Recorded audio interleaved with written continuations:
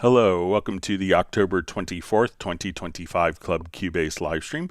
My name is Greg Undo and I am the host for the livestream today. If you have not attended a livestream before, how it works is you can simply ask questions in the live chat field or questions can be sent in advance to clubcubase@steinberg.de. When asking questions, it's always helpful if you could specify which version of Cubase that you're running. So if it's Cubase LE, AI, Elements, Artist, or Pro, which version number, so if it's 12, 13, or 14, and also which operating system, so that information is helpful. My ability to answer questions in real time may soon be eclipsed with the number of questions as they come in. I will try my best throughout the live stream to catch up with all of the questions asked in order. So if you don't see an immediate response to your question, if we could avoid asking the same questions over repeatedly, so we will get through all the questions as asked. We should have an index of all of the topics covered in today's live streams. Pinned to the top of the comments field several hours after the live stream ends as we work. And if you wanted to search for topics that have been covered in previous live streams, you could go to cubaseindex.com, and we want to thank Jan from Stockholm for creating that site. We have two people that serve as moderators. We have Jazz Dude and Agent K. They're not Steinberg employees. They just really do it to make it a better community experience for everyone, and we appreciate their efforts. We'll also give a special extra round of thanks and gratitude for Jazz Dude for his work with the unofficial Cubase Nation Discord, which is a wonderful resource of information, kind of a compendium of tutorials, links, articles, and downloads that are really relevant for the Steinberg community. So once again, my name is Greg Undo. I work for Yamaha Corporation of America, and I primarily focus on Steinberg products. And I'm the host today. I'm presenting from the United States, just outside of Washington, D.C. area in Alexandria, Virginia. And if you're watching this live, please feel free to introduce yourself, or even if you're watching afterwards, you could introduce yourself in chat and tell us where you're from. And with that, we will go ahead and get started. All right, so we see Stefan joining from Sweden, checked in maybe about 48 minutes ago. All right, we have Tim K joining from Zeist in the Netherlands. His cat Buddy is waving a paw hello to my cat Steven, Mark Rabin's dog Stella, and Mia, who I believe is Michael Team's cat, and all the other pets that are nearby. We see Radar the band joining from Dallas area. Great to see you, Randy. Watch Addicts 12 asks, hey Greg and group question. Mark from Little Rock, Arkansas. Sessions from when we used 8.5 version to open one of those in 13 or 14 is the .cpr.back that opens the old session. So when you're opening up, the .back is a backup file. So you could open that up as well, but probably the .cpr file is the one that would be the project file.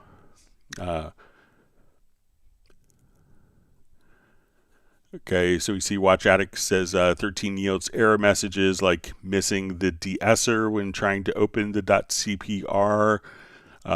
So let me know if you have as just a particular plugin. There is, if you go under Dynamics, see if you have the de-esser plugin here, and it could be perhaps another plugin that is a de-esser plugin that it's looking for. There's probably a number of plugins called de-esser, so if you had a third-party de-esser, you could, so maybe looking for a third-party de-esser that was incorporated in, that's maybe not installed on a current system.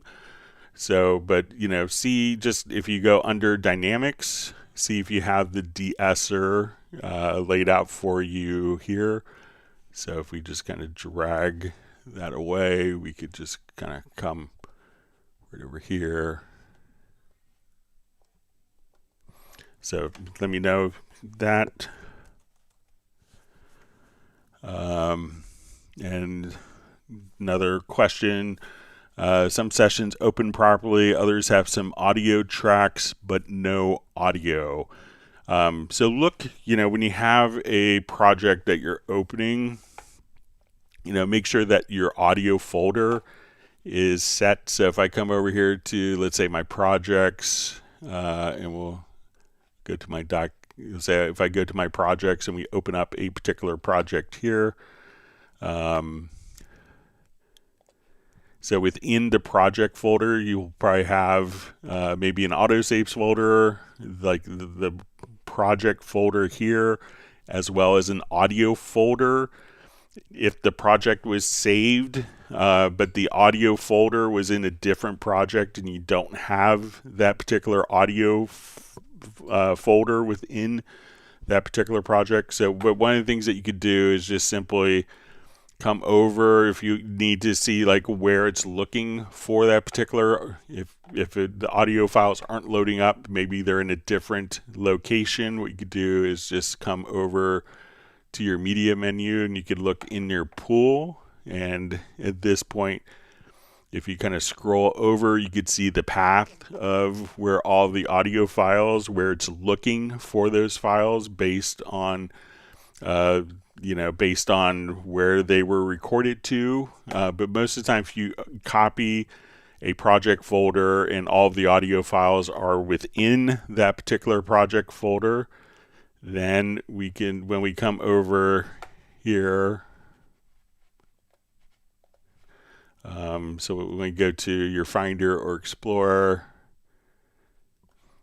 we can just come, so when we go to our projects here, we could just see that there's going to be an audio folder.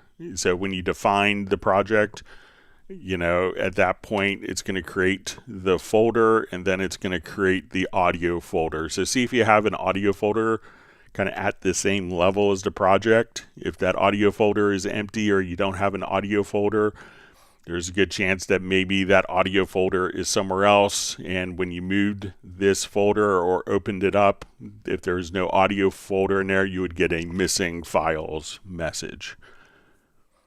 All right. Or it could be that, the audio folder is there, but there's no file. So check, within your particular project folder and see if you have the audio files in the audio folder there, Mark. All right, great to see Rick checking in from Uptown Whittier, California, just outside of Los Angeles. Bratman Studio Rick asked, do you know the changes to Cubase 14 Pro.4? So I just pulled it up here. So these are some of what's new in 14.04, which just released the other day. So, so probably if you just do Cubase 14 version history. So these are all the things that were kind of incorporated with the 14.04. So if you just do a Google search for Cubase version history, you should see that. All right, great to see Jazz Dude on. Always wonderful to see Fly V on from Winnipeg, Canada.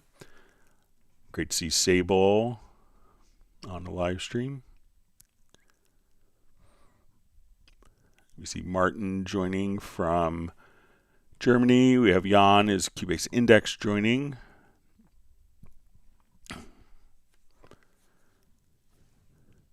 Right, everyone's happy that Sable's on. All right, so we have Pocket Drummer says, what's up, band? Glad to finally catch one live. Well, thanks for joining us today.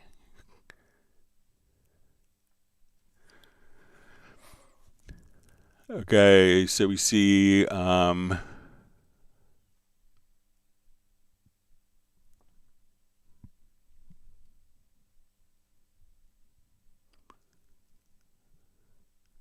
sorry, my chat field jumped. Okay, we see Project Fury asks, why are MIDI device panels so broken and lacking features? Cubase 14 Pro user Windows. Let me know like what you're trying to do with device panels. So, and what features you want the MIDI device panels. So if you're not familiar with it, I mean, I still have some set up on my personal studio computer. So we come over here, let's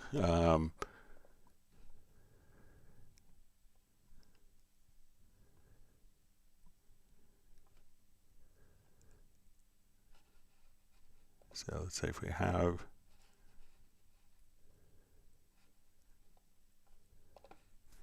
so let's say if we install device, we'll come over to, say it's going to be coming in here.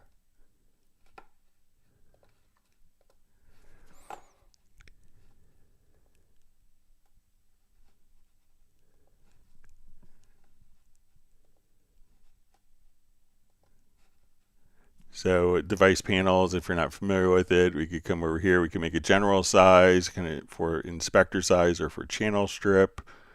But if we want to come over here now, we could just say, okay, let's put a background in.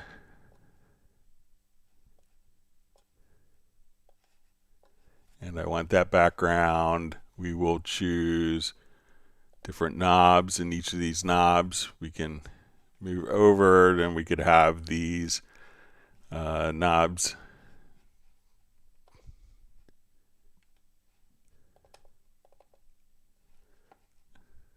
We'll click create, and we want this to control, let's say, we can give it a name, give it a, say I want this to be a pan, and I want to add a fader. We can just come over here. So let's say, okay, I want this to do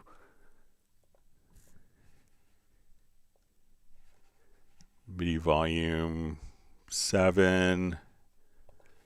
And let's say I want to add another horizontal fader. And let's say I want this to do polyphonic aftertouch, or let's do like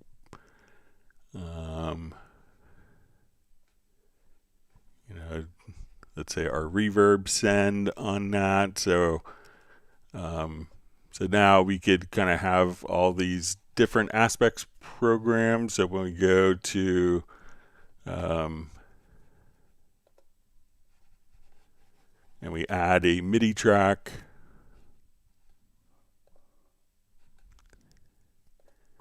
and we will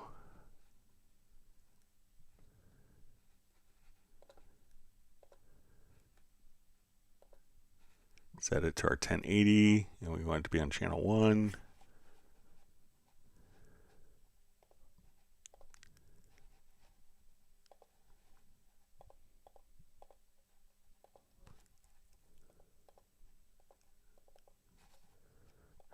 But let me know exactly kind of, what aspect isn't working for you. So here we could control all the different parameters to control MIDI stuff. So it's kind of a pretty vague thing saying doesn't work. And let me know what features you're lacking. Like if you want to build your own editor, you can do that with device panels. All right, great to see Tiago joining from Brazil. We have Nico Thomasson sending greetings from Finland. Thanks for being online with us, being part of the community. Tony Trunzo joining us very early in the morning from Australia. We see Soren on.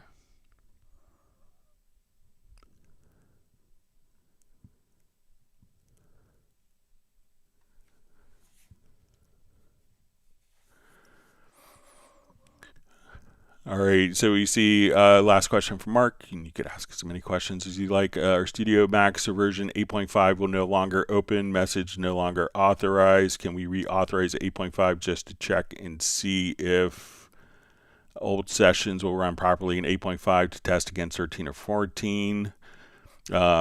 So if you have the USB-E licenser, you should be able to run it. You'd have to probably, if it's on a newer Mac, you'd probably have to run it in Rosetta mode. Sometimes the Mac OS is a lot less forgiving on backward compatibility than Windows.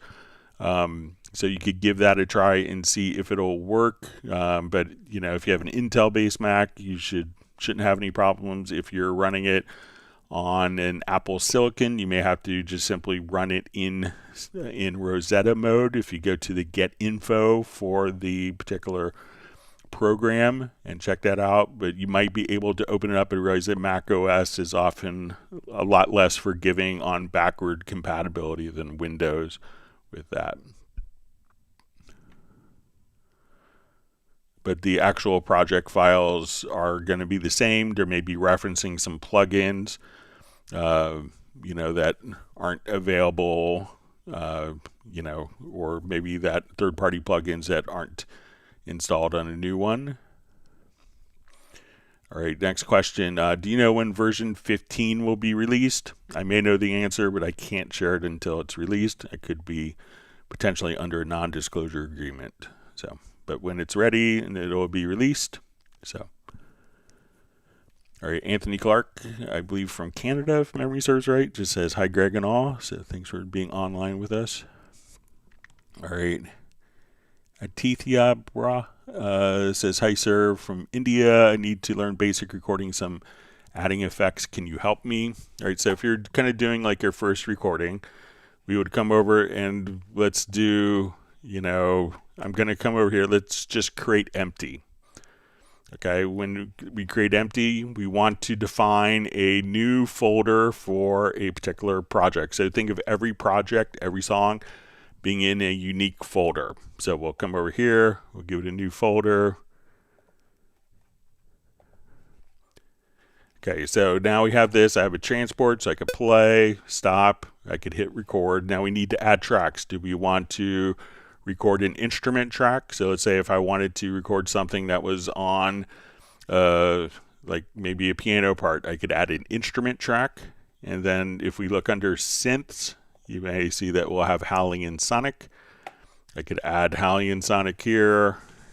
And then we have 16 different MIDI channels, and we could load up an instrument. Now if you're like, okay, I don't know what all these instruments are, we could just say, okay, I'm looking for, and we have categories here. So we can say, okay, let's look for a piano sound. So you could say, okay, and you could look through. Now we've filtered out all the pianos. So we could just say, okay, I want to go to a warm grand piano. So once we have that, we want to tell this track that when we hit record, that's going to record onto this track by hitting this button. We could give it a name if we want, so we just double click, say piano. And now when we hit record, we hear the metronome, get two measures.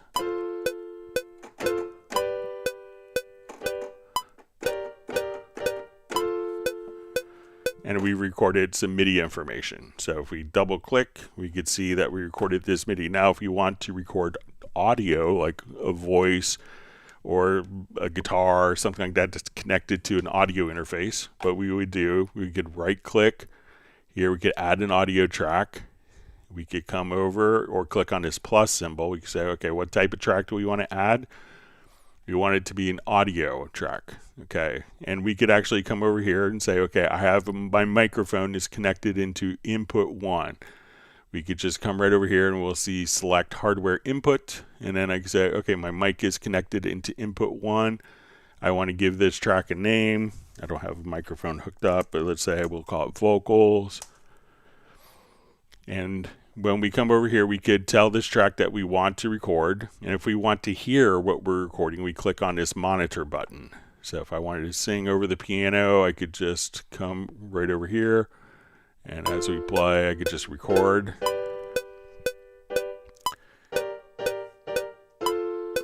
And then my audio file would be recorded. So we could just kind of keep recording more and more tracks, record more and more instruments. But once we add tracks, we do the routing, we tell where this MIDI is going out to which particular instrument. Again, we could just click here and you could explore the different instruments, and you could say, okay, I have stop, play, record, and we could rewind with those options. So pretty easy to get started. Let me know if that's helpful for you.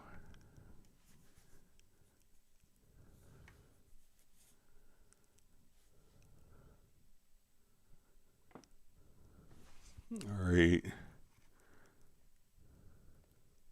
see something I'm going to translate. Quick comment here real quick.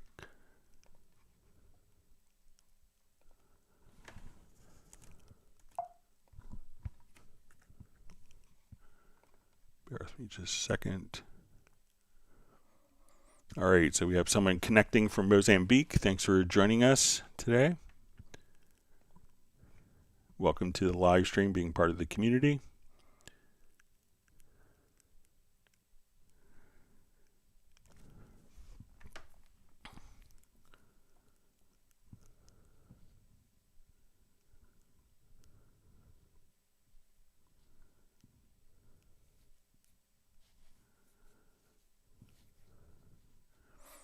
Okay, so we see, okay, so Watch Addicts 12 says if old sessions will run properly in 8.5, okay, sorry to see that. Okay, so we see from Watch Addicts 12 says it is the Cubase de-esser that we use, not a third party. So check to see, Mark, if you have the particular, so if you go to let's say to the inserts of a particular track here, do you actually see the de-esser under dynamics? So let me know if you see the de-esser plugin. So if you use the other one, generally, like old projects should use this particular de-esser. I don't think it's changed since 8.5, but see if you have that particular plugin under dynamics. If not, where you see the missing plugin information, just manually insert the de-esser there under dynamics. So you may see like a little indication that this plugin is missing, and then you could just go to your dynamics and just load the de-esser right there.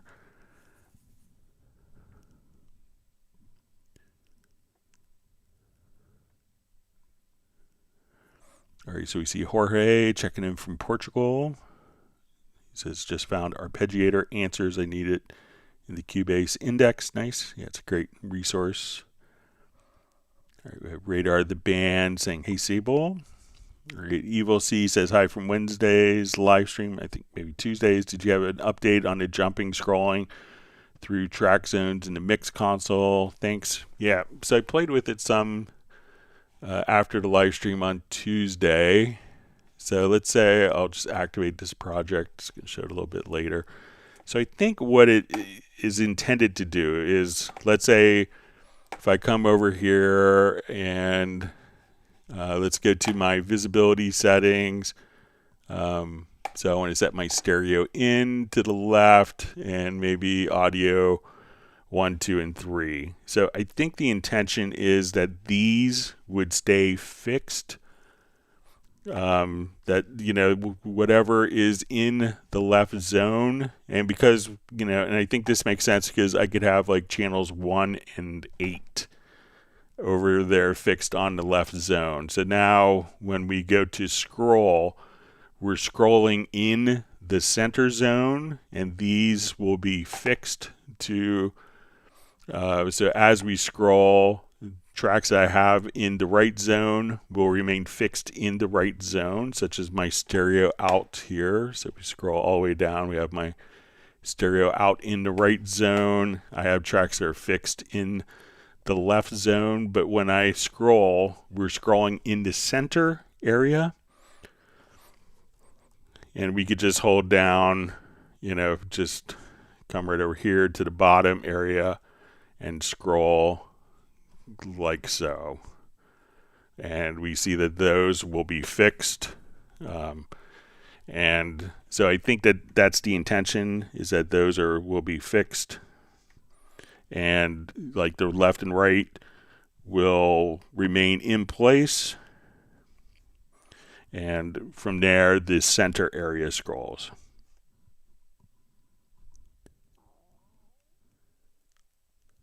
Hang on, I just have to return a quick message.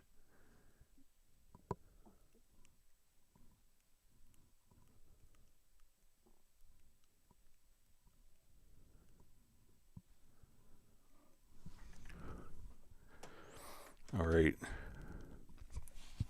Thanks for following up on that.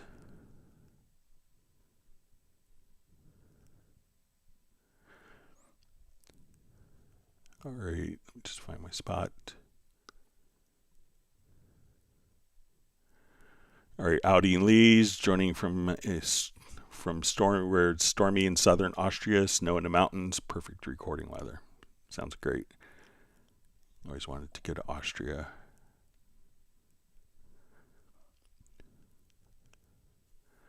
All right, always wonderful to see Michael Marshall joining from Somerset, UK. See Peter Moore saying hello to everyone. Mark Winslow sending an aloha from Honolulu. Raj Kumar joining from Hyderabad, India. I'm sure I said that wrong. Thanks for being on, Raj. All right, we have Peter Morse just sending his greetings from London in the UK. We have John Costigan from Kenosha, Wisconsin.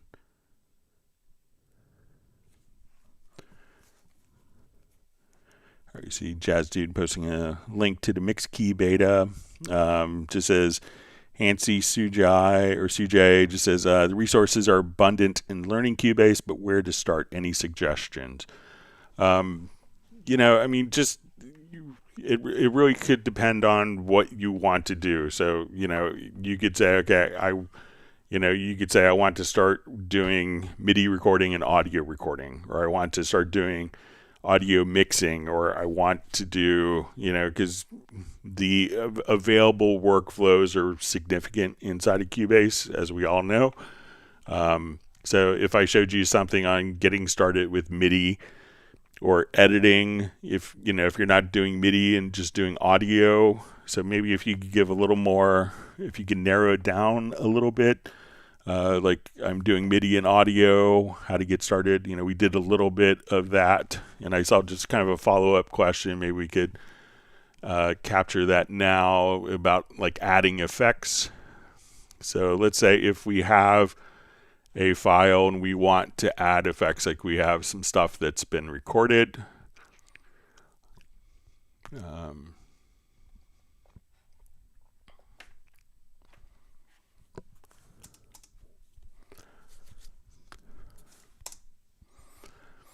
Okay, so let's say we want to, we have some tracks in, so we talked about doing like a audio recording, but now what we could do is, let's say, for playing this project here,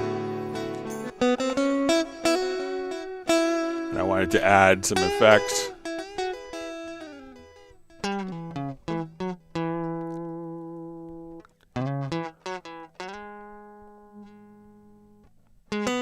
So I did like kind of here we can do EQ. So if I want to just come over here as we move this, we can make things brighter, darker. And now if we wanted to add different effects, what we could do, we could add insert effects. So if we want to come over here, we could say, okay, let's just add a mono delay.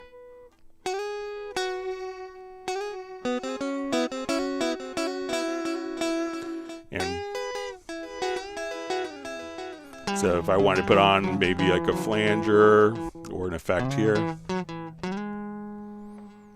So we have insert effects that are going to be dedicated for that particular track. So let's say I want to put on chorusing.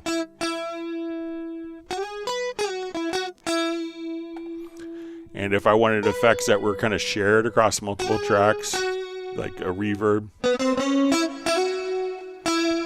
And when we have send effects, we could blend in that effect. So So let's say I want more reverb once we've right-clicked to add an effects in. So let's say I want to add flanging, and I wanted this flanger to be used on multiple tracks. We could add it as a send.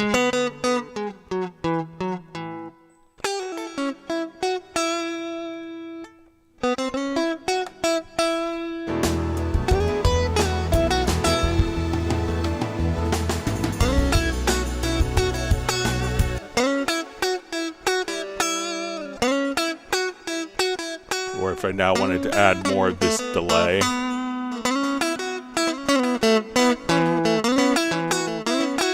So we have kind of very dry. And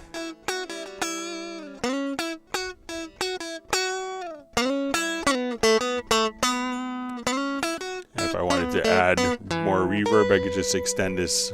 And if I want to add more echo, delays.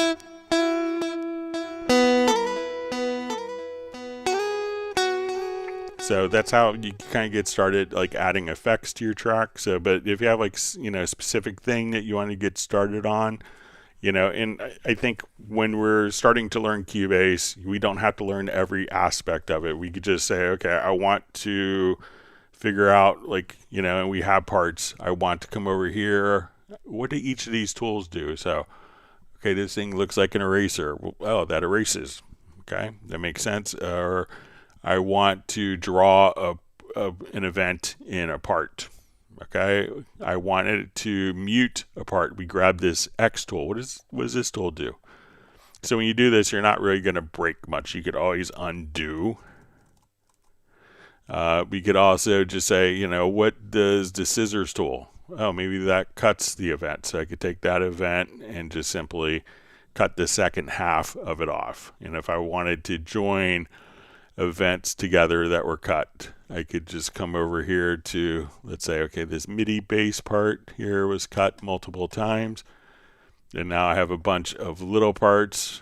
Let's just grab the glue gun, you know. So getting familiar with like what the tools do for editing, and just being able to get started, but you know, just take one little thing at a time, you know, learn one new thing. And you know, I remember talking to a friend of mine who runs, like, you know, one of the biggest guitar companies in the world, and we're just talking about business stuff, you know, and he's just like, my whole goal is to fix one problem a day, whether it's big or whether it's really, really small. But if I fix one problem a day, you know, so learn one thing a day.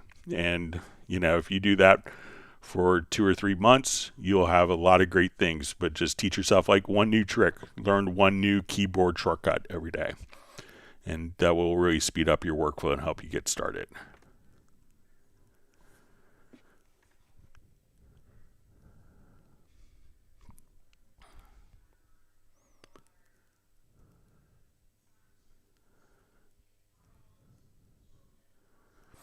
All right, so we see Watch Addicts is still the old Intel Mac Monterey.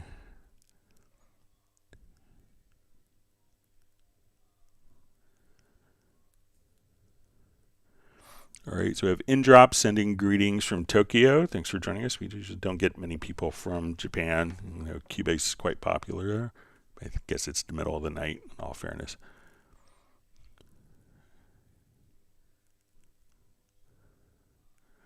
All right, great to see Virtual Alan checking in from Scotland.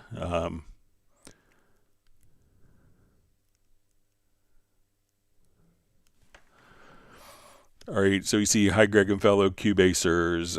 Question, the MIDI remote, is there a way to set one of the controller pages as a default page? I have to select it on each project load.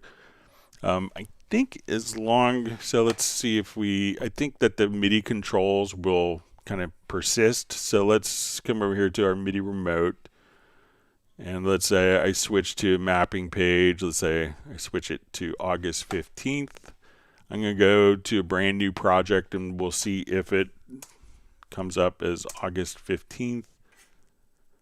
So we can see that when we do that, that even new projects is that mapping page will just automatically kind of persist. So let me open up a different project.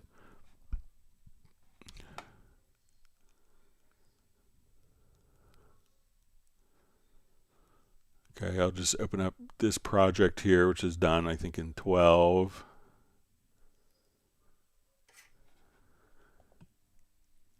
And we see that as we do this, that the MIDI remote mapping page will persist until it's changed.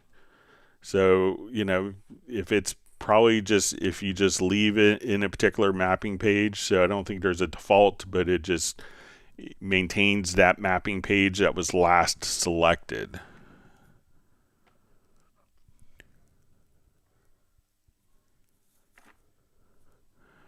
All right, great to see Best Green Jesus coming out of lurking mode. It says, hope everyone's having a great Friday and enjoy your weekend. Thanks for popping in, saying hello.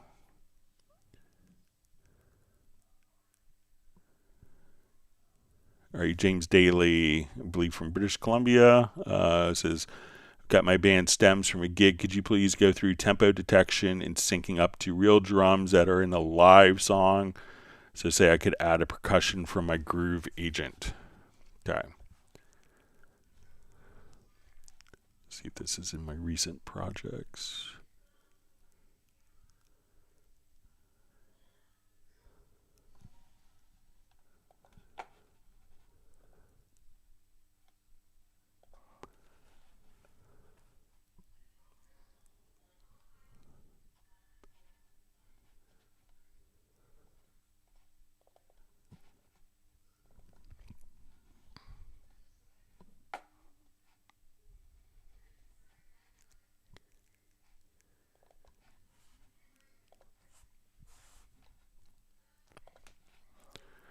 Okay, so say we have a live recording and we wanted to sync up percussion to this. So I'll just come over here, just listen to it.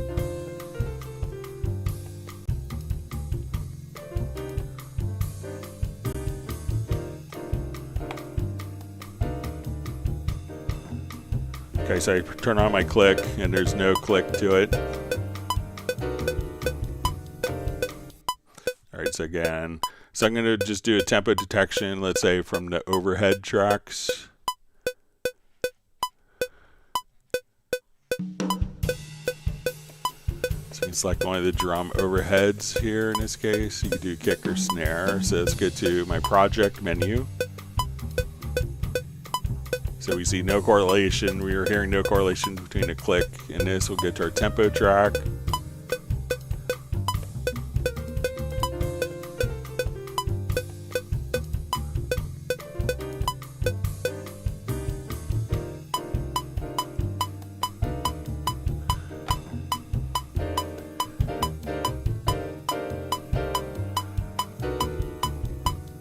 All right, so I'm going to select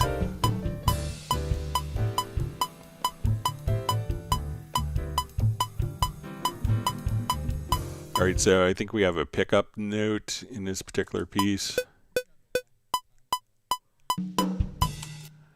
Okay. Okay, so when we do the tempo detection, it's going to figure out everything kind of to beats. So I think this is going to be, let me just come here. That's going to be our downbeat of our 4/4 measure. So we've done our tempo detection. All right, so now I want to add, let's say, a groove agent track. And I'm going to do the full groove agent because that has a percussion instrument.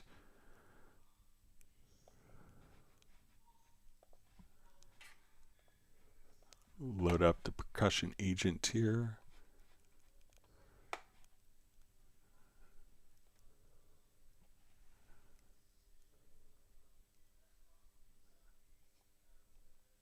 Maybe I don't have it installed.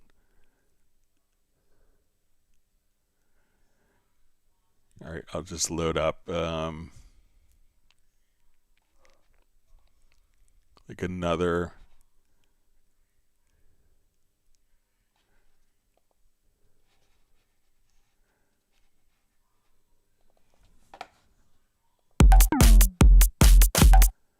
Okay, we'll do this like highly inappropriate musically, but we'll get the point across. Sorry, so let's say as we play.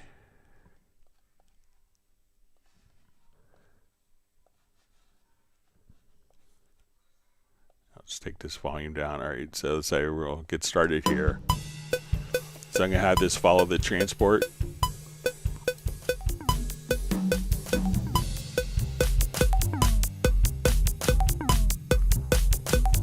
Find something.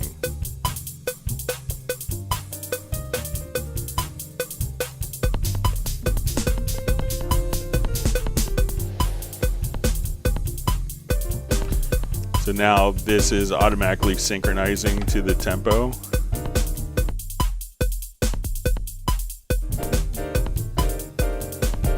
So once we've done the tempo detection, we decide where the downbeat is.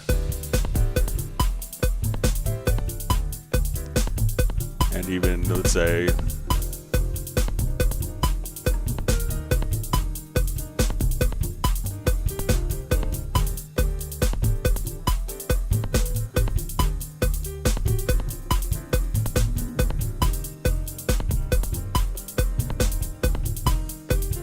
load up like a jazz kit to play along with this.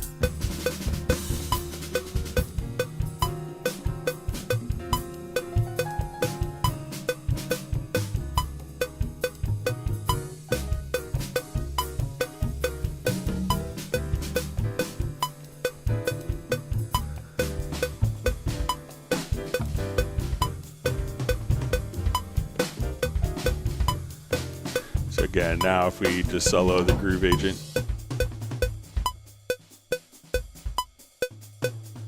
that groove agent's automatically following the tempo that was extracted from the audio here.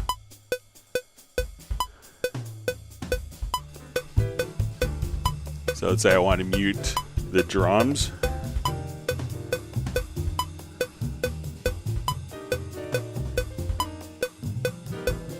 From the original recording and just have this kind of play.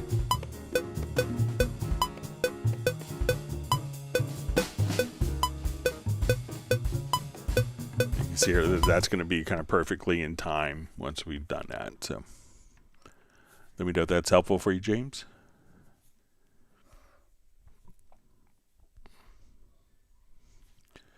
All right, we see Best Green Jesus says he was number 33. Conspiracy intensifies on the like button. All right.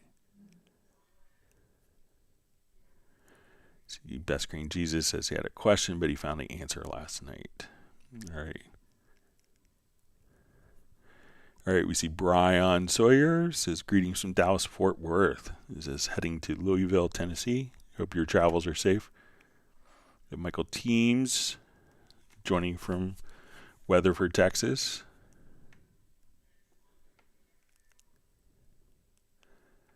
All right, so we have Reverend Howell, just says listening and learning in Wales. Best Green Jesus says Audio Warp Tool is great. I've been learning very audio lately. It's great.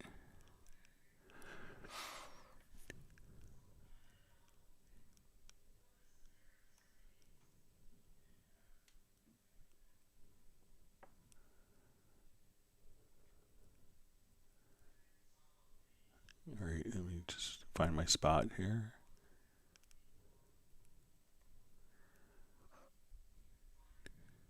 Okay, John Patterson Music asked, hi Greg, just want to confirm something. If I export stems from a project and select the effect master group sends, does that include all track insert effects sends or just the master bus inserts?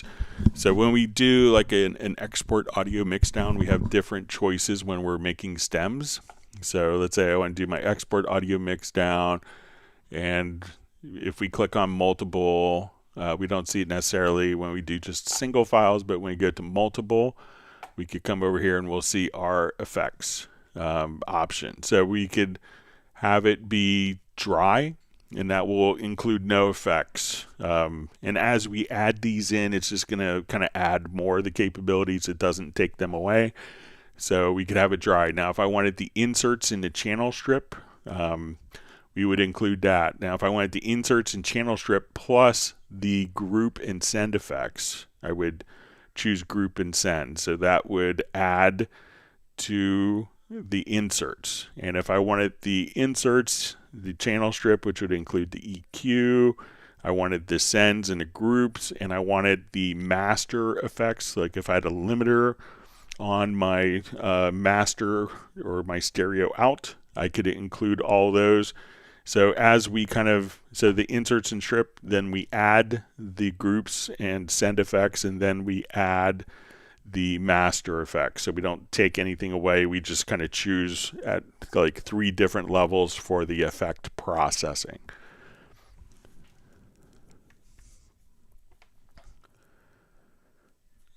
But thanks for your question, John. Great to have you on as part of the community.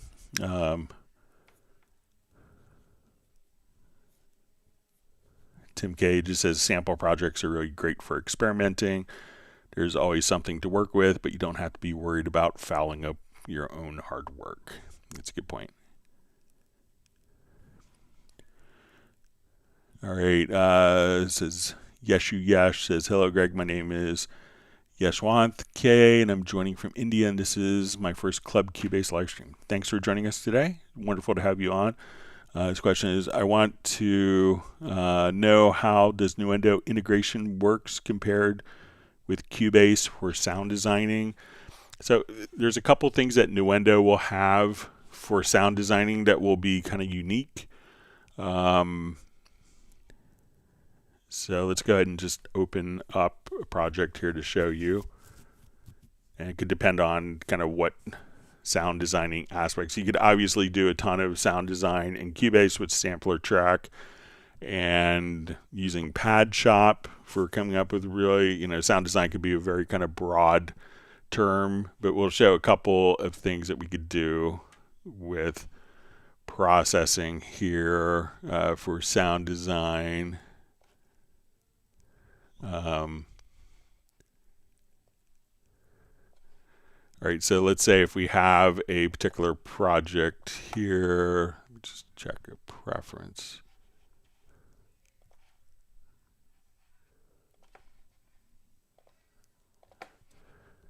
Okay.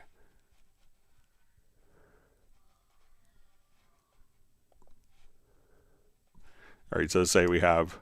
The course is titled The Art and Science of Flirting. Classes last 3 hours, and the curriculum includes how to impart signs of one's interest and how to know... All right, so let's say you need to make like kind of robot sound effects. There's one called the Voice Designer. So now we can... Art and Science of Flirting.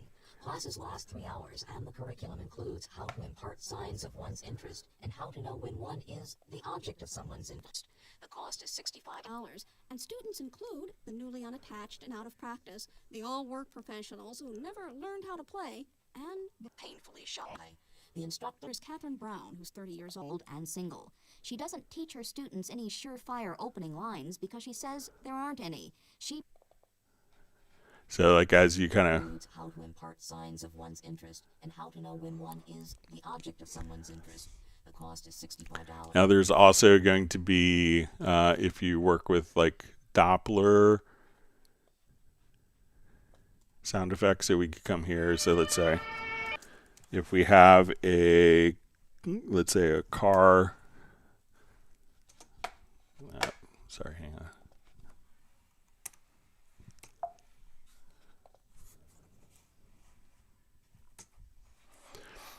All right, so like if we have, imagine this is an ambulance here. And we wanted to do kind of like a Doppler effect. We can come over here and we'll just say, okay, let's come over to our processing and say, so we'll go to our direct offline processing and we'll select this particular file. We'll get to our plugin.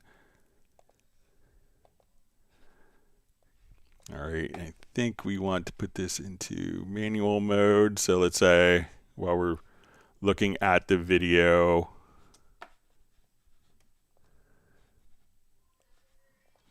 I'll just move this over here. So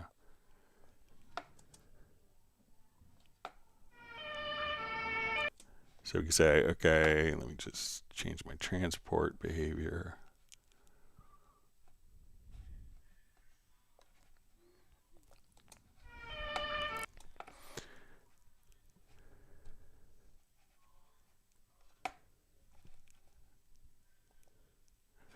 Okay, so let's say if we come here, we could just, let's say we're going to start there.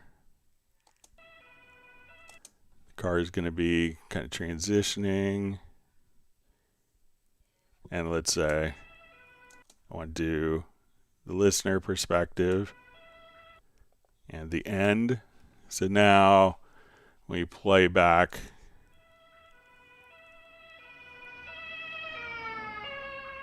we could create kind of Doppler effects. Now, often one of the things that we especially we see in a lot of post-production and game work could be where we just want to have, you know, let's say if we have a number of files, let's say footsteps or car, you know, you're doing a car chase.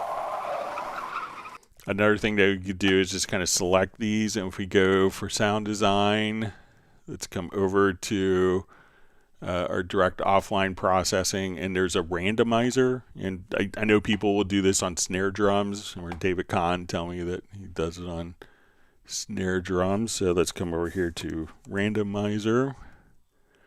And we could kind of pick, we want to randomize the pitch, you know, timing, impact, color of our different sources. All right, so now when we come over, these were all kind of the same copy of the same kind of car screech.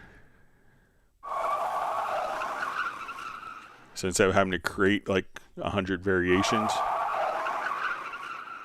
we could just come over here and randomize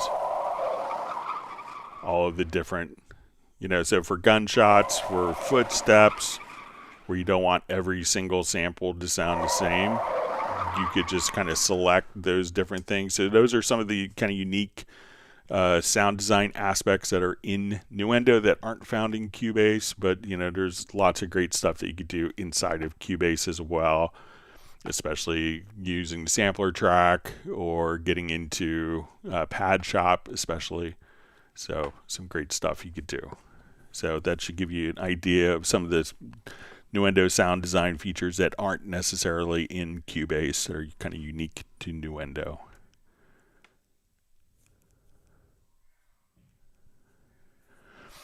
All right, InDrop asks a question: sometimes when manually adding crossfades to overlapping audio, the event underneath gets deleted. Any tips on working with fades? Can I bring the event in the back to the front overlaps? So make sure that, like, if you're running into that, make sure that you don't have, you know, like different, that delete overlaps isn't turned on. So let's say if I have, we'll make this file just really large. So let's say if I come over here, so one of the preferences that you have under editing, not that, but we don't need the about screen. But if we come over here to our preferences to editing, one of them is just going to be delete overlaps. So if that is turned on and I move this event over, that event is erased. We could still kind of trim it back if needed. So if I want to come over here, we could just trim those events back. So make sure that you don't have delete overlaps enabled, and you could also, if you come over here to advanced, if, you know, so if I have, but it should be like, if now that I have delete overlaps, let's say if I disable it from the preferences, so again, the preference is found under editing to delete overlaps. All right, so now when I come over here and I hit X, then that will do just a crossfade between those two events. So let's say if I just did like a small overlap here and I just hit X. So if we play this,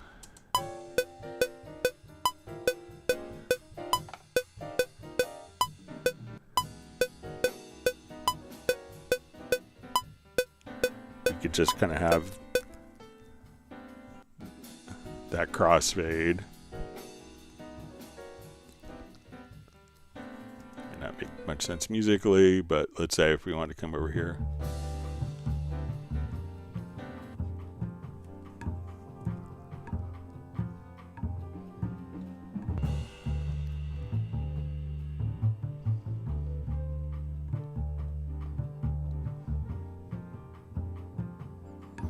I'll just take my snap off, and then when I just hit X to do the crossfade, we'll probably have it's a pretty long crossfade, but just to give you an idea here.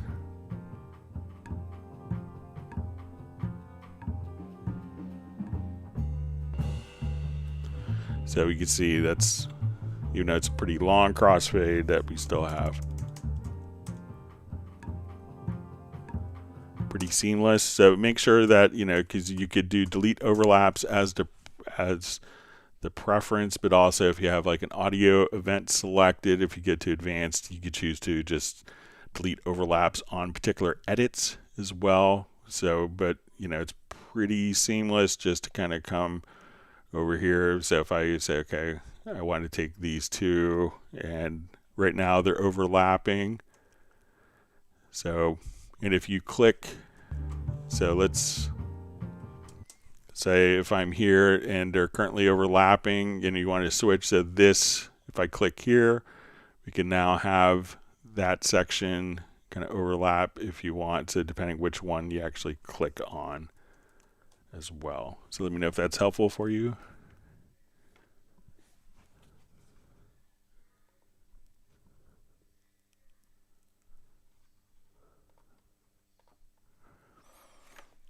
All right, Michael Teams has given Brian, guess he's at DFW Airport, so he's going to give him 2 gallons of Texas peach ice cream for his layover. All right, Best Green Jesus has found a question. It says, I have a question. Can I create my own category for my Groove Agent presets, and can I change them? Some reason my presets are in different packs, if that makes sense. So let's say if I make a Groove Agent preset here. So let's come over. I think we still have a Groove Agent in. All right. Save our preset. Call this BKJ.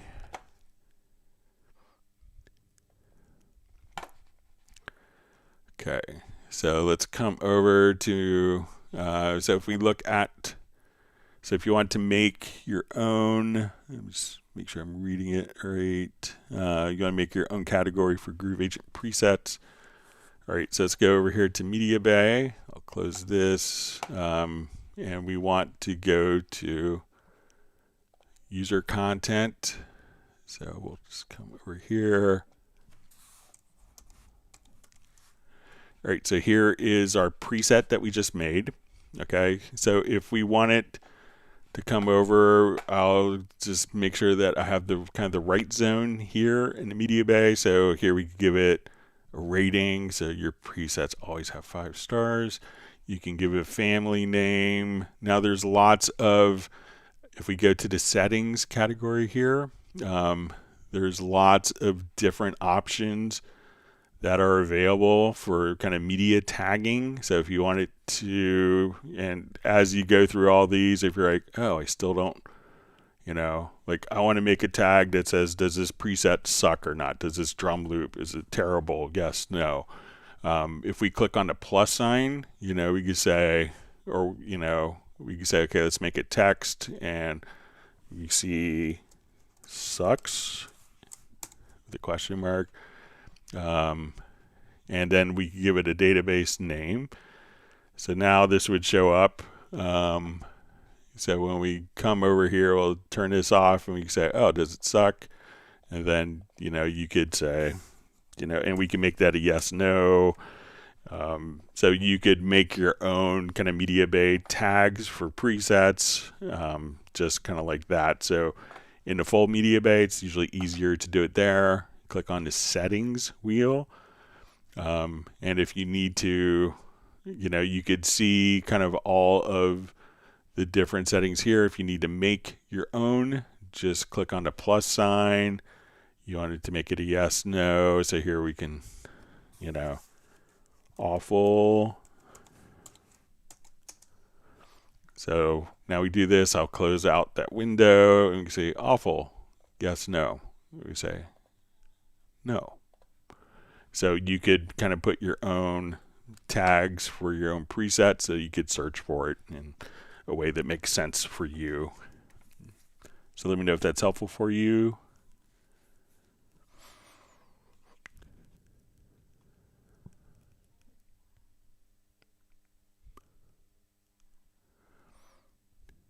Okay.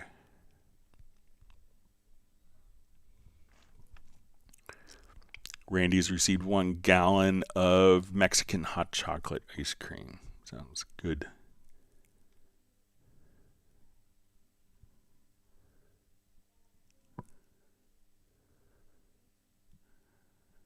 All right, Jazz Dude has been granted 1 gallon of banana nut bread ice cream from Michael Teams. It says it's a Texas favorite. All right, so we see from Raj Kumar. It says, hi, sir, thank you. So you're welcome. Sable has received 1 gallon of chocolate coconut almond ice cream.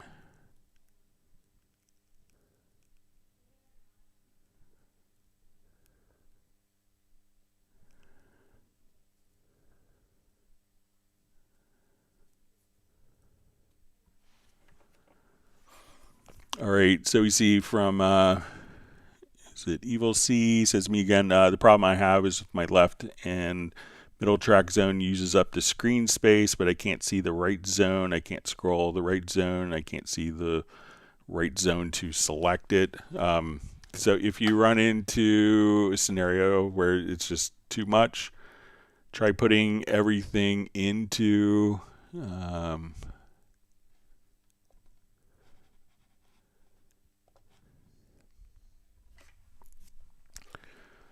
all right, so let's say we have too many tracks. So I'm going to just come over here. Let's get to our visibility. So maybe temporarily to try to put everything into like, you know, the same zone. So let's say I want everything here to be in the middle zone. All right, so now you can kind of scroll. Let me just go to the top here. You know, so now everything is available for you to scroll. Like I still have my stereo in here. So you could do it like that. Now, one other method, and this is often why, you know, we have 4 mixers. So if we go to your studio menu, you could also just say, okay, I want to go to mixer 2. And mixer 2 is only showing, you know, these particular tracks. So instead of having everything in one mixer, you know, you could have multiple mixers. So it's not uncommon, like if you're tracking, to have one mixer dedicated for inputs. Some people will have one mixer that's dedicated for virtual instruments, one that's dedicated for effect sends and groups, one that's just for audio. So you have 4 different mixers. And when you come over here, you could actually just kind of pick and choose and say, okay, I only want to see, you know, here in this mixer, I just want to see audio channels, or I just want to see MIDI or instrument tracks. So we could just kind of come over and pick exactly what we want to see in different mixers. But if everything is kind of stuck and you can't get access to it, just temporarily put everything in like a single zone, and then you should be able to navigate left or right, and then you could reset the zones there. Hang on, another call coming in. We just respond to this.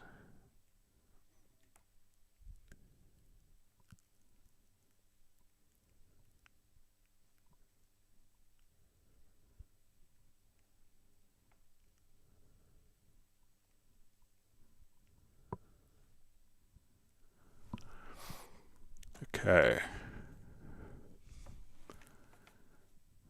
Okay, so we see Fly V says, what's the best way to use the chord track? Do I drag mastered audio into it or use the mastered vocal track? So if we have a track and we want to actually, you know, figure out, so the chord track is often like great for kind of starting a composition. But let's say if we have a new project and, you know, if you're dealing with like mastered audio, so let's say I'll just come over here, let's import an audio file.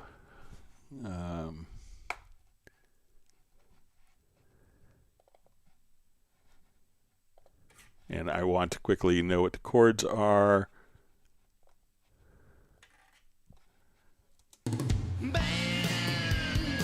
I could add a chord track.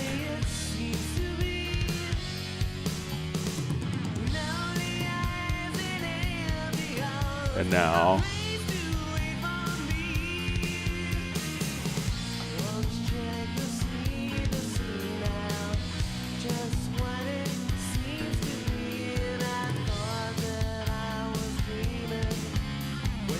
and then we could see what the chords are for the particular song.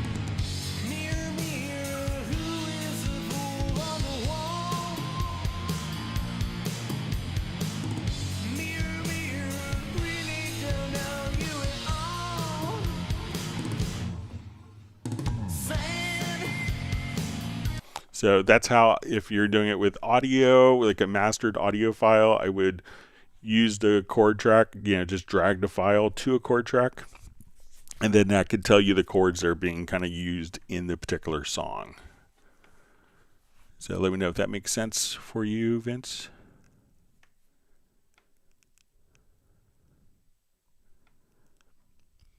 All right, Jan has received 1 gallon of chocolate cinnamon ice cream.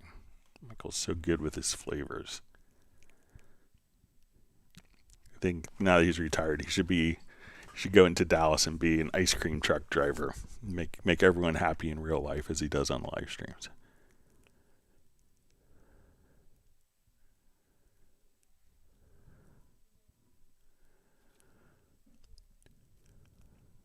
Okay. All right, and Rick has received 1 gallon of amaretto chocolate ice cream. All right, so Bondrude asks, hello, I'm having a hard time making an electric guitar for rock, electronic kind of music. Are there any tips or paths that you can teach me? Effects or instruments? Check out the built-in guitar amp, the VST amp rack. Let's see if I still have this project open. Yeah. So like one of the hidden gems that you'll see inside of Cubase is going to be kind of the amp rack. So let's say we'll just kind of run some of these. So take our Les Paul Direct, not the most inspiring sound, but if we run this through like kind of Fender Twin type of sound, or if we wanted to have more like classic kind of Marshall.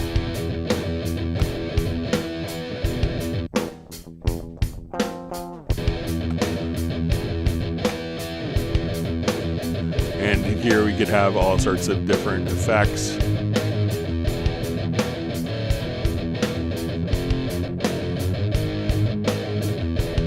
So let's say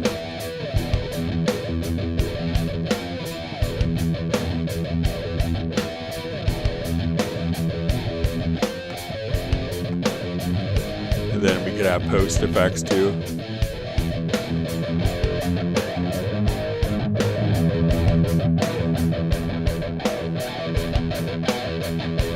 And run it through different microphones. So let's say if we want to come over here and play with the microphone placement.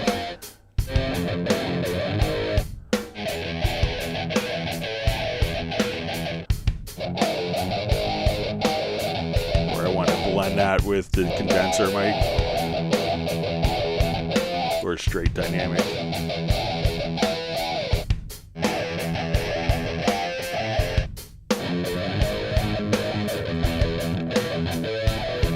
But all sorts of kind of great stuff that you can do. You've got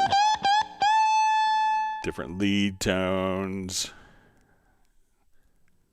even for bass amps as well.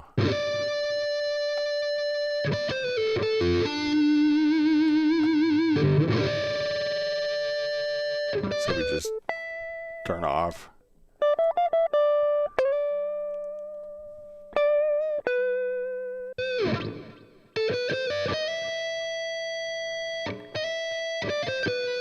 So any guitar that you have, you could just run it through kind of the VST amp rack and get all sorts of great tones for rock electronic music, and run other synthesizers through that as well, and do stuff that's unconventional.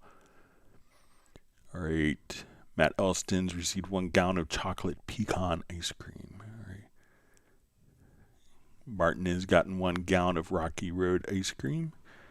All right, Gresham Macwena asks, in Cubase Pro 13, is there a possibility of separating a melody line from a series of chords? So if you have Cubase 13, so if it's the melody line like from a vocal, we could do that using the spectral layers. So if I wanted to come over here, let's just see if this is, so let's say I want to take this particular project here, and I'll take just a small portion of it for time's sake. So let's say I'll just do maybe till like here. All right, so you get a Spectral Layers Go license with your Cubase. So what you could do is now come over, select the audio event, and under extensions, we can say Spectral Layers. So now when we double click on our audio event, we can look in our sample editor has now been replaced with Spectral Layers. So I want to come and say, let's unmix song. And let's say I just want to do vocals in this case. I'll say apply. I'll give it just about a minute or so here. I don't think it'll take too long.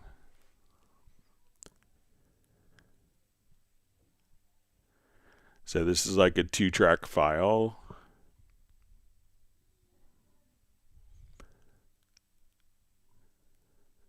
And so with your Cubase 13 license, I think it started coming in 11, you got the Spectral Layers.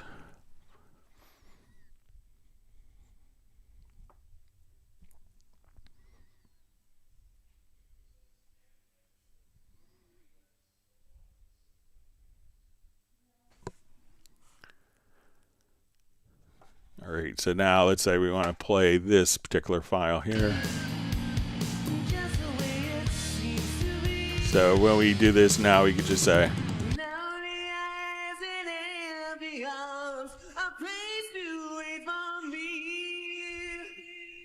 even the delays. So if I wanted to remix this,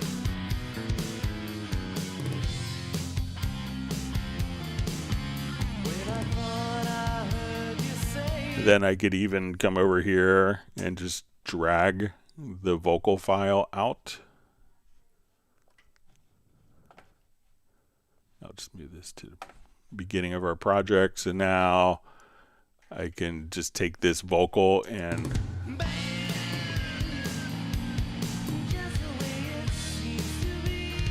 so say I want to put more of an echo on it.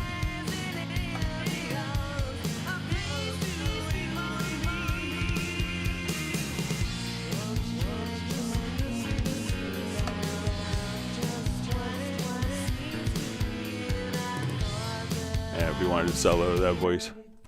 When I thought I heard you say, mirror, mirror, who is the fool on the wall? So we could separate the vocal from backing tracks using Spectral Layers. So it works really well. So it's pretty scary technology, what you could do with that. So experiment with your Spectral Layers license that you have with your Cubase 13. All right, so Tron Music, just saying hello to Jazz Dude. Thanks for joining us.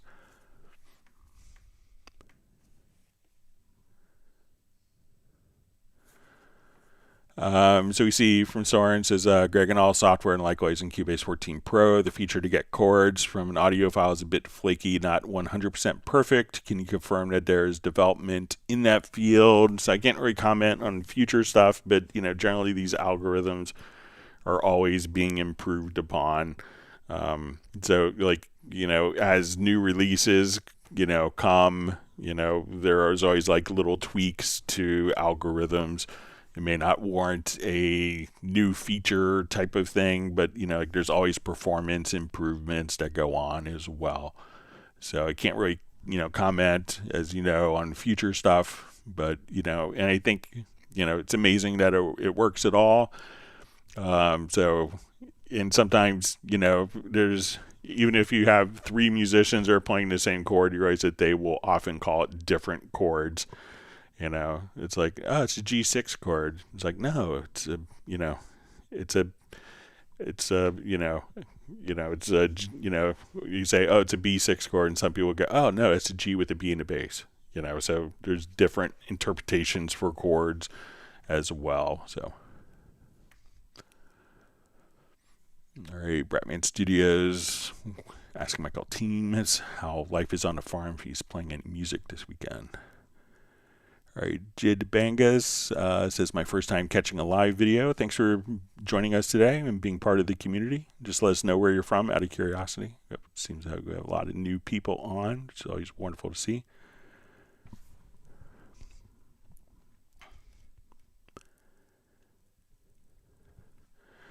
Tony Trunzo just says, I like that project. Sana Wedding sounded great, Greg. Yeah, it was kind of an interesting project. It was someone who's on a live stream. I believe he was from France, and then he kind of sent me a project, and then I spent like a couple of hours on it, and then I kind of sent him like a file back. I was like, oh, what do you think of this? He's like, oh, only if I had those sounds. Like, maybe my project could be improved and I could do better work if I had these great magical sounds. I'm like, oh, all the sounds that you heard come with your Cubase. And he's like, what? So, but it was kind of a fun project. So I told him I would do it if he let me use it on live streams. So he's like, yeah, sure. So, but yeah, I think it's a nice project. Thanks for the kind words. I wish I could write great stuff like that.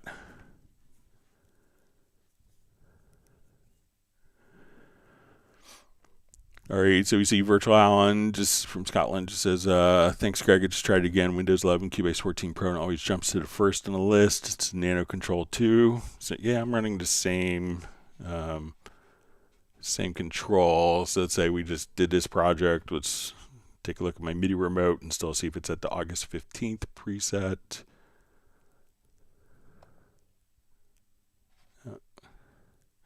So let's see if we could come over here. Let's take a look at our mapping page.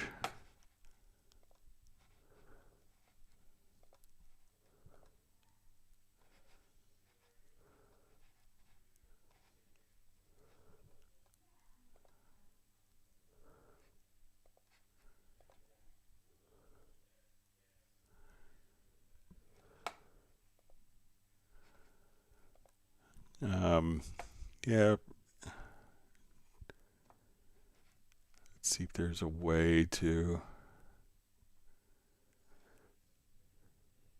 I guess you could try to, if you come here to the settings and duplicate the settings. So you say, okay, this is what the default one is, and then maybe change that one to do exactly what you want to do. Then you can, rename the particular control. But I'll see if I can play around with it. If you want to send me an email, I'll play around with it over the weekend. But you can send me an email to clubcubase at steinberg.de, and I'd be happy to play around with it and see if I have any more, if I can find anything out about that. All right, great to see Tron Music on. Thanks for joining us today.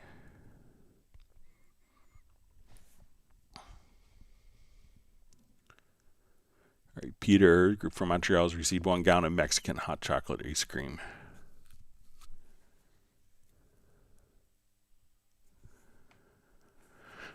All right, Gresham asks, is there a quickest way of creating a consistent spacing between songs of different tempos in the arrange window for mastering? Okay, I'll show you the trick here. So let's do a new project.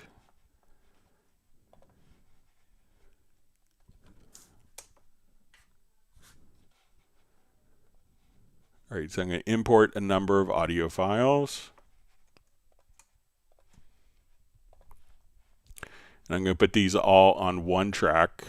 I'll just move this to the beginning of my project here.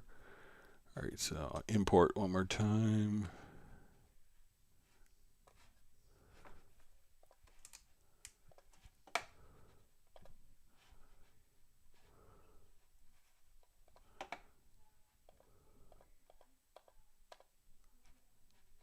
All right, so we're going to put these on one track.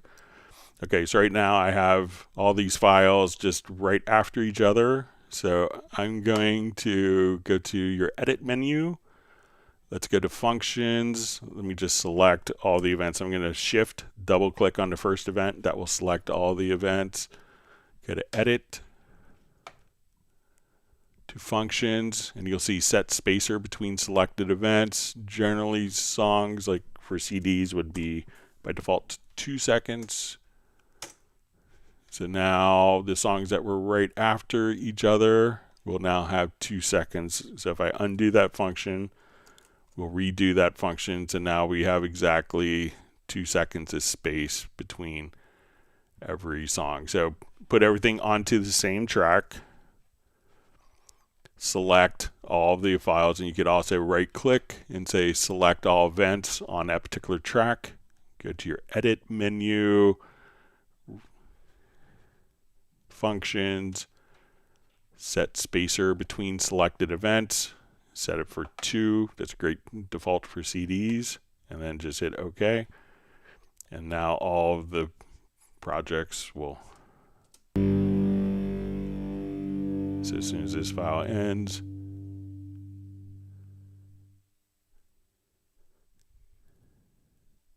then the next one will begin.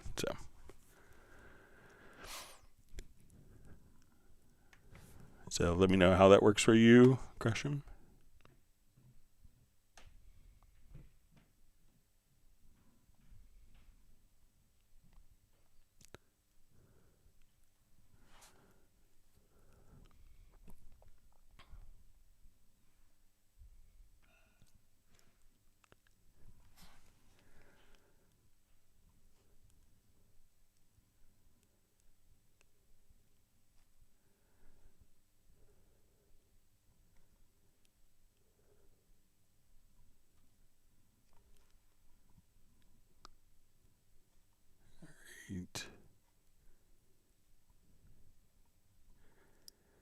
Sorry, my chat field jumped.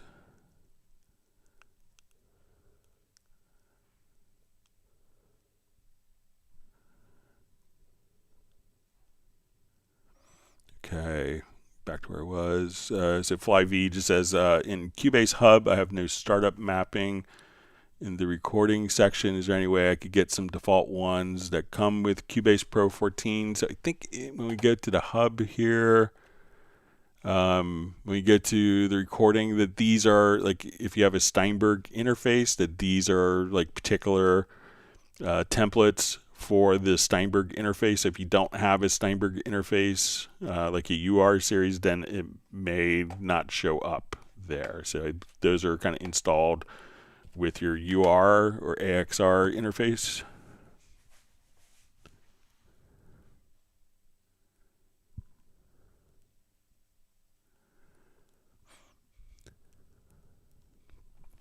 All right, Michael Teams has granted myself and my family 1 gallon of chocolate almond fudge ice cream. Thank you for that. Says thanks for this great resource and your bass playing hot mess stuff. So always a pleasure to help. All right, Ted Springman asks, hi Greg, if I have a mixed track in musical mode, is there a way to pitch up the playback 3 semitones in real time without having to export to a new track? Yep, so let's say I want to take this particular track here. I could select this file and we'll see this transpose.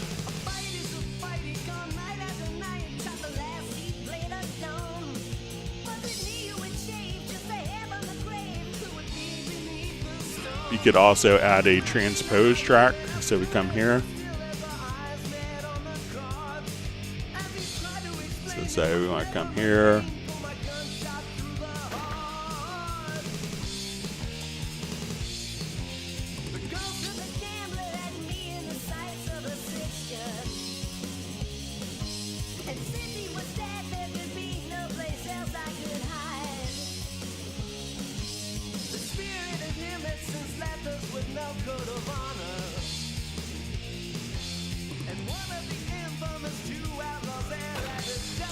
So I want to go down. Go back to original key here.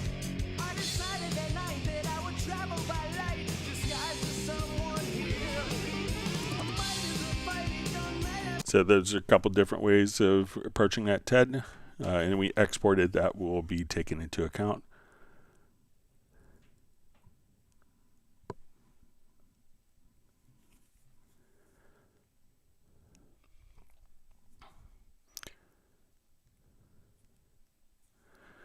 All right, so Rick from Bratman Studios says, hey Greg, I've been getting a message when booting Cubase 14 Pro, missing ports, and then MIDI icon with a number and an arrow down. Shows MIDI in. How do I find what that port is? As my keys look okay? So it could be that maybe like that particular project had a MIDI track that was routed, and often it may show what the missing ports are. And if you wanted to take a screenshot, Rick, and email it to me, I'd be happy to take a look at it. But usually the missing port is it was like used in a particular instrument, and then that port isn't available to use. So maybe if you had a remote controller or your drums weren't connected and it's looking for your drums, something like that. But if you have a screenshot of it, but usually I think it kind of tells you what the missing port is and why I can't find it.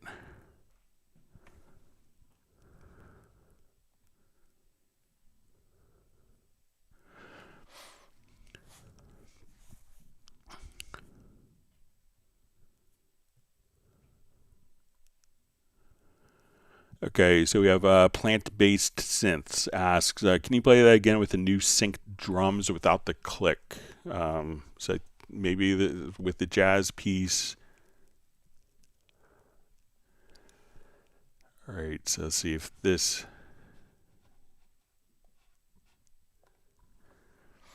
the new sync drums without the click. All right, so let's say if I come here, let me activate this.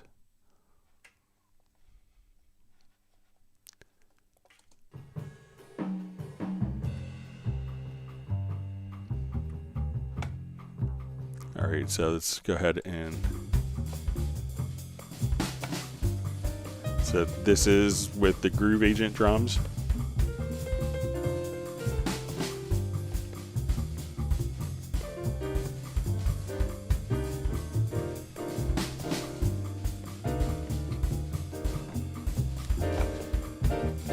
I could try it different.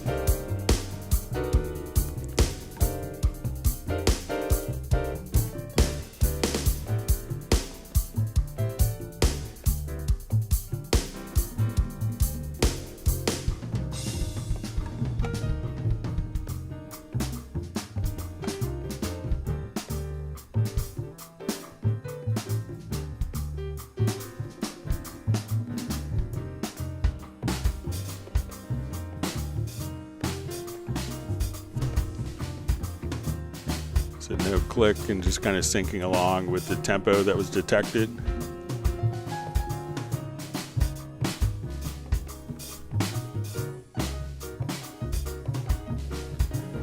And then if we wanted that to be a little less complex,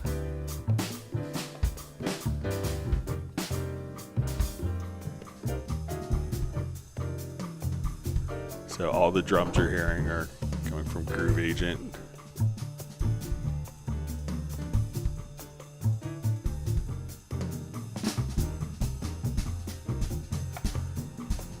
Then we can say, okay, every 8 bars, do a drum fill.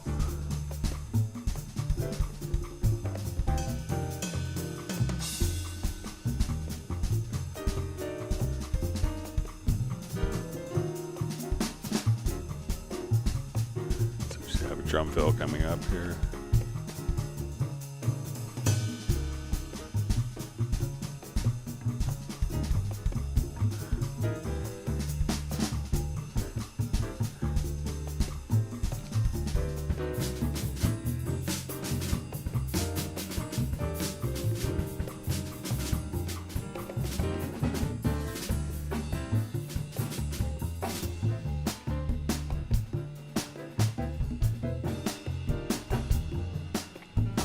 We put the click on just so you hear the reference.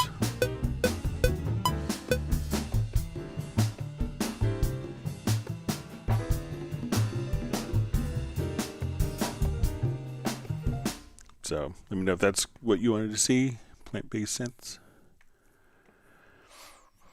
All right, Steve Green just says, hi Greg, I have a Yamaha piano as a MIDI controller with the Grand VST open. The volume is louder when I use my mouse than when I play a key on a piano. Any thoughts? All right, so sometimes when you're playing around with the Grand, realize that the, okay, so you have a, there may be like, you could adjust kind of the velocity curves. So let's open up the Grand. Still one of my favorite pianos, so we'll come over here.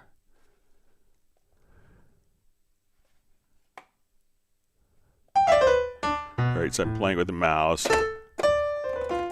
So check when you come over to the control, make sure, when you come here, you have different velocity curves. So maybe if we just move my controller out of the way.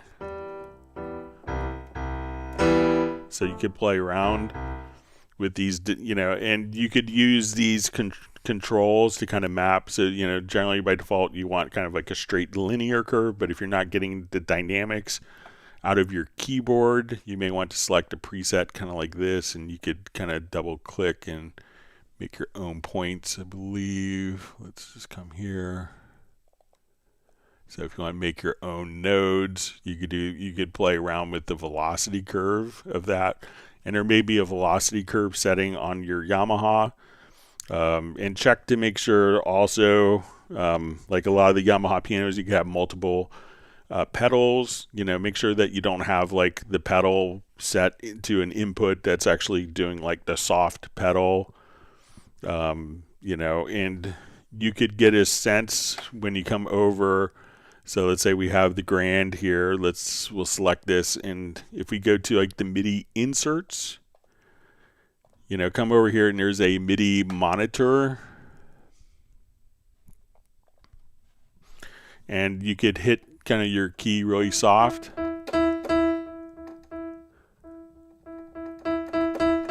And see if when you hit it really hard, if that's giving you a velocity of 127.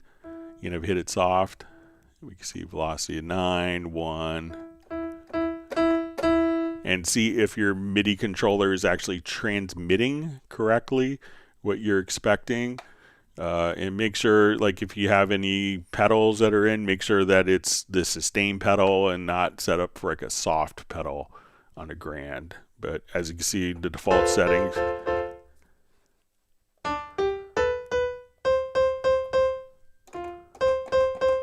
So playing it from the keyboard here on my end. So open up the MIDI monitor and see what the actual MIDI velocity response that's being captured, that's being transmitted by your controller is.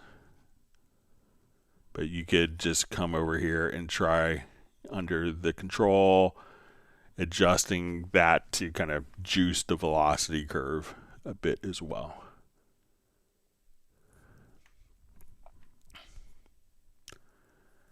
All right, so we see Brian's going to Louisville, Kentucky, and not Tennessee. It's not that far, but I was wondering. I never heard Louisville, Tennessee, but I know I have several friends that work in Nashville to live in Kentucky, just right across the border. Hope you have a great time in Louisville.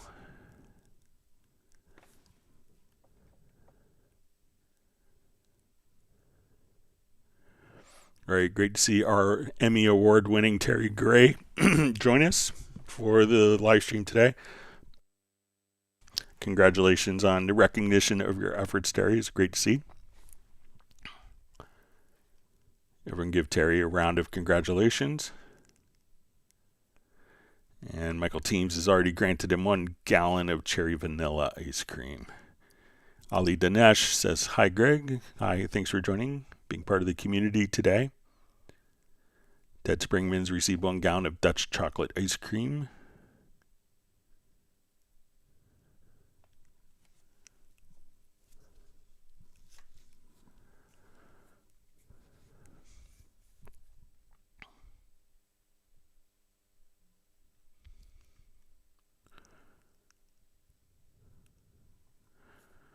All right.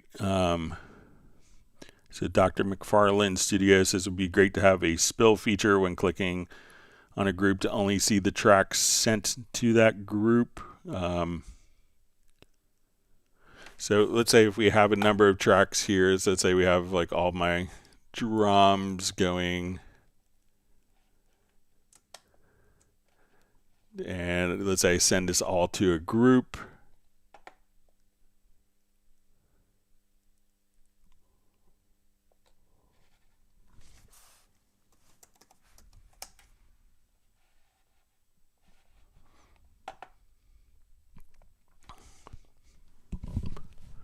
All right, so let's say we go to my MixConsole here. Now, if you have the group, I'll try a Project Logical Editor, but let's say, and I open up the group channel. One is I could click here and I could see all the tracks that are feeding that particular group. So here I could just say, okay, I want to go to this group. And so let's say I want my drum group, and then I could see all of my different tracks that are kind of feeding, so I can see that this is feeding 2 targets. It's feeding my drum group and it's feeding this. So if I go to my drum group, I can see all the tracks there. But let's see if we could do a logical editor, Project Logical Editor preset. I think that we might be able to, like if we have this selected group, that we could show only those particular tracks that are in the group. So let's see if we can maybe get that set up. I think we might be able to.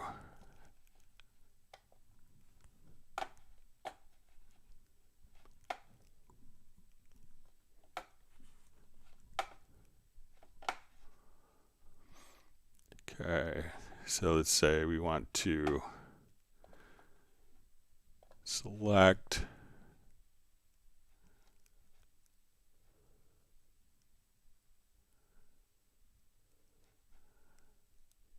let's say audio or MIDI. And let's say who's, let's go to property. Parent object is selected. Okay, so I have my drum group here. Let's see.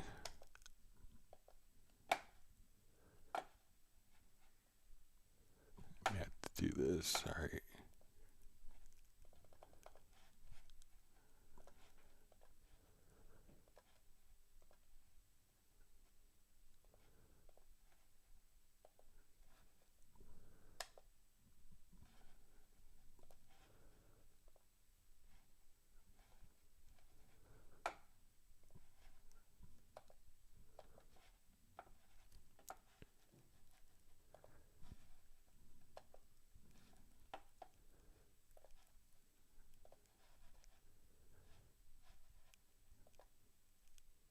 Let's say container type is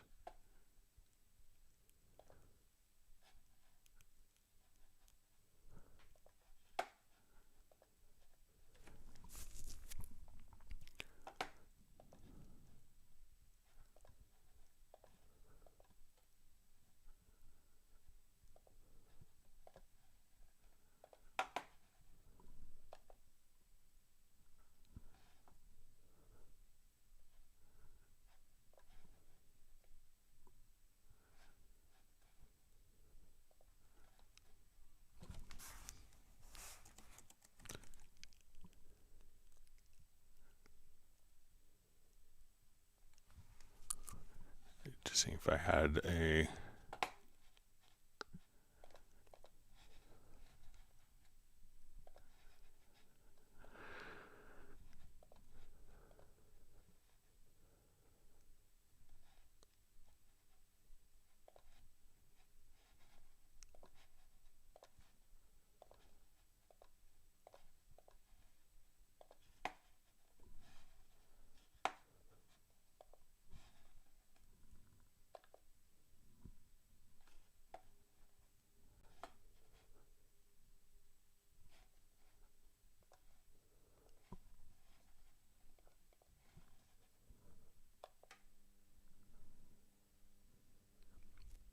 Okay.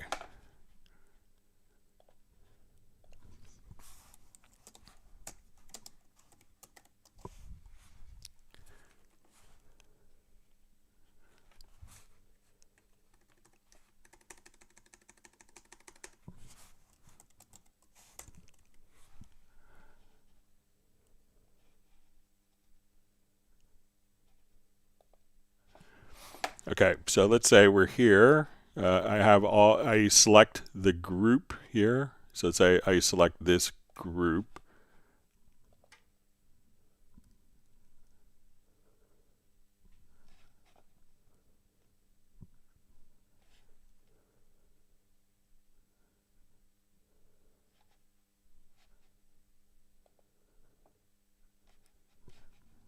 All right, I think we're close to it here.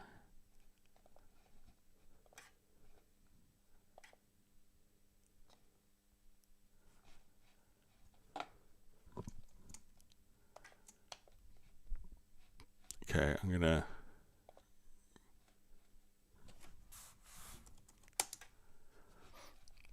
Okay, so these are all going to this group. All right, so now I can, let me just select that particular group here.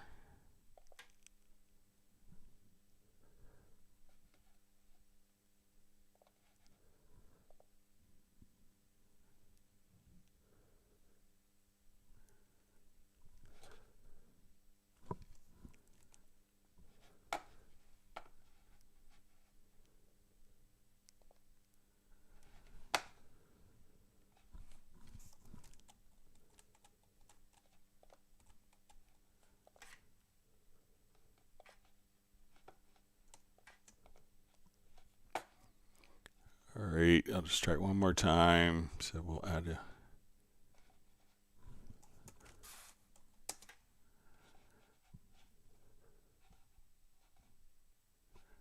just do it in a brand new project, just out of curiosity.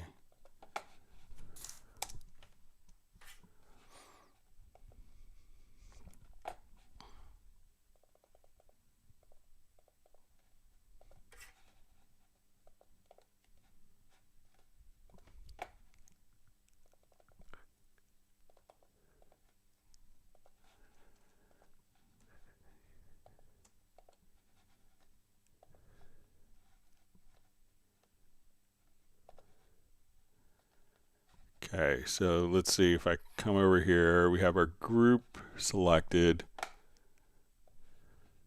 So now, media type is, so say property is set to parent object is selected.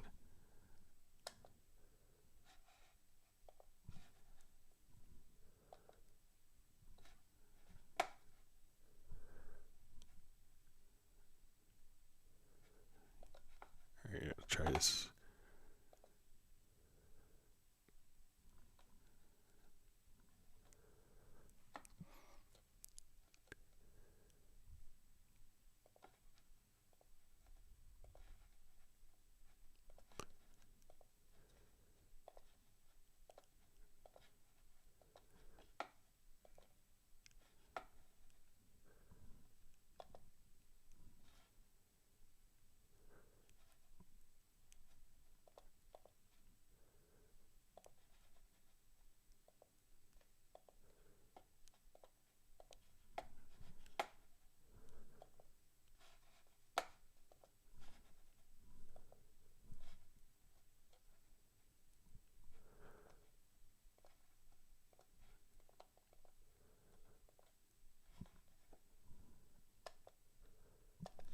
I'll play around with it, but I think that I could get it to select all these in a group, and then let me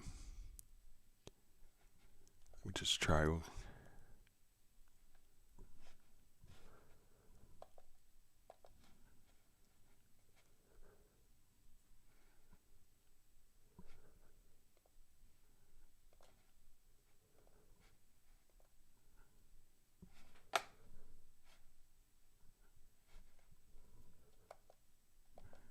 Yeah, I'll play around with that, but I think I could get it to select all the tracks being routed to that particular group. Think I think I've done it with folders, but I'll see if I can get that going. But you could always just kind of, go to the group track, open that up, and then you could see all the sources that are feeding that group as well. But I'll play around with it for Tuesday's live stream. Sorry about that, Dr. McFarland Studios.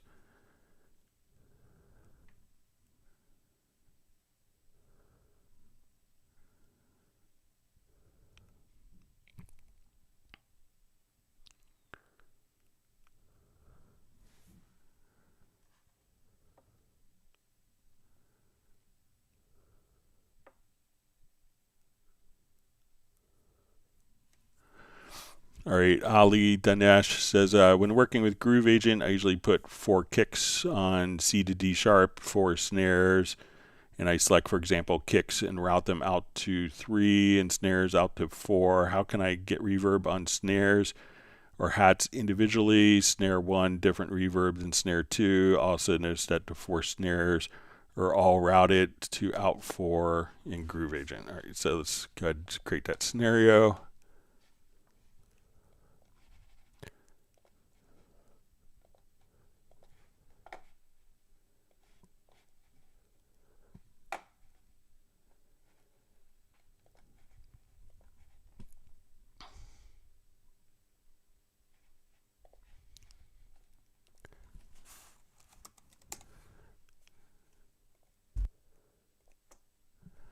Okay, so let's say I put, sorry.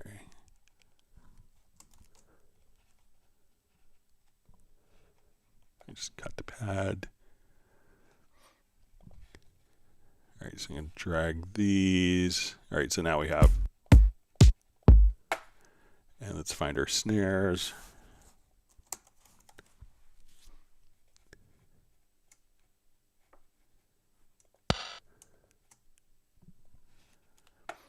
Okay, so we have 4 kicks. Okay. All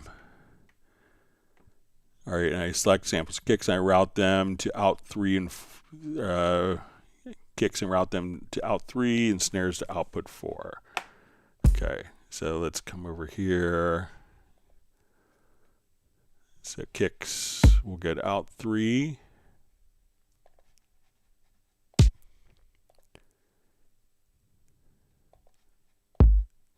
Snares to output 4. All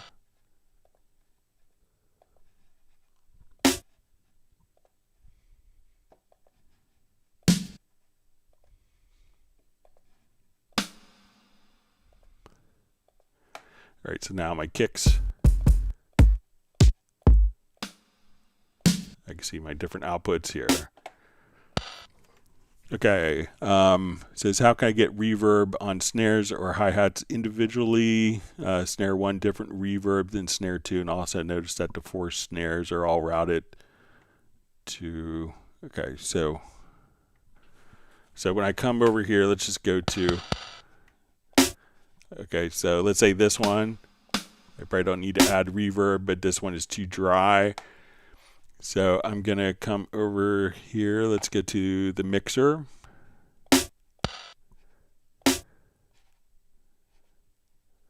Okay, so let's come over here.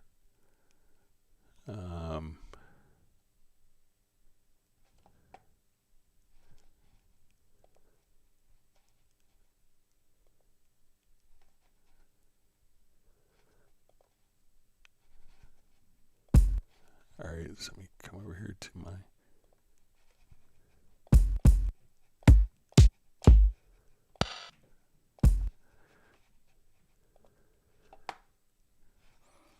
Okay, so let's say if I send this out to bus 1. All right, so I'm going to send this out to bus 1 here.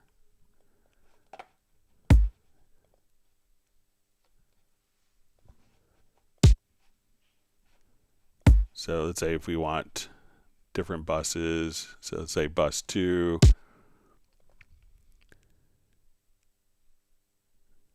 Bus 3.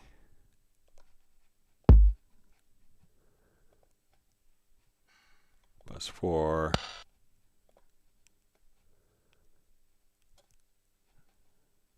5.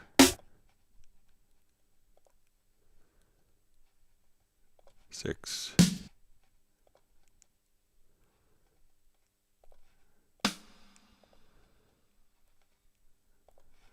All right, so now we come over here to the mixer. Each of these are going out to our different buses. So let's say I want to, on this one, I want to add my reverb.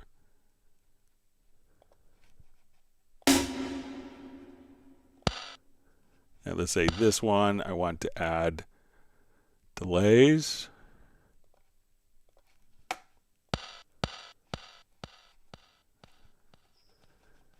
We will come over here. So let's say this kick, I now want to, so we'll go to our 1 through 4. So we should see this on 2. So let's put a reverb on this.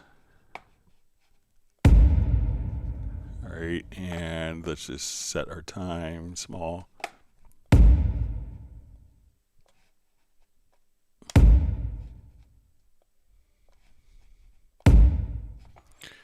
Okay, so now we have these going out. So we're setting them to the buses.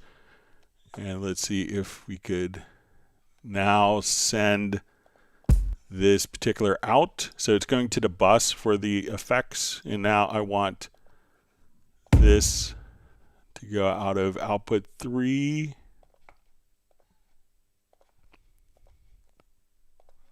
And let's say my snares, I want to go to output 4.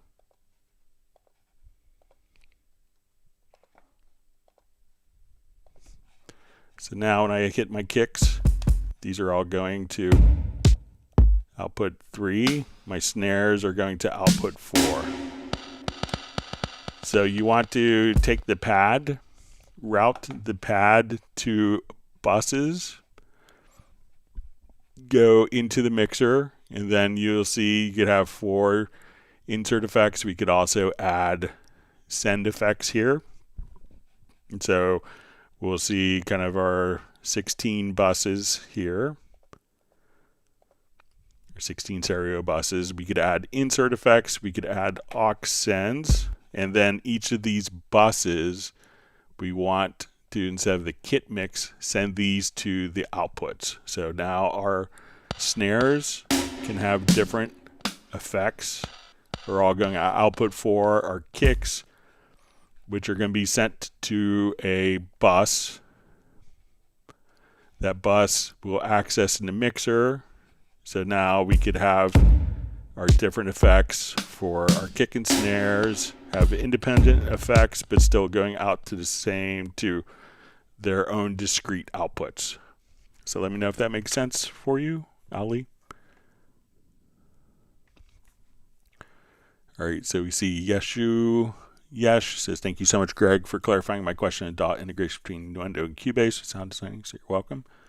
All right, IPX Studios, it says, hi all.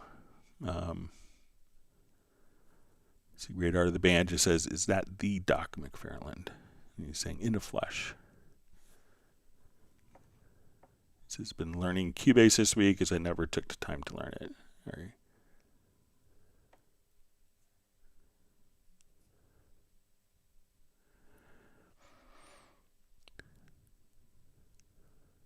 All right, and we see Michael Team says, granted Dr. McFarland Studios 1 gallon of chocolate almond praline ice cream.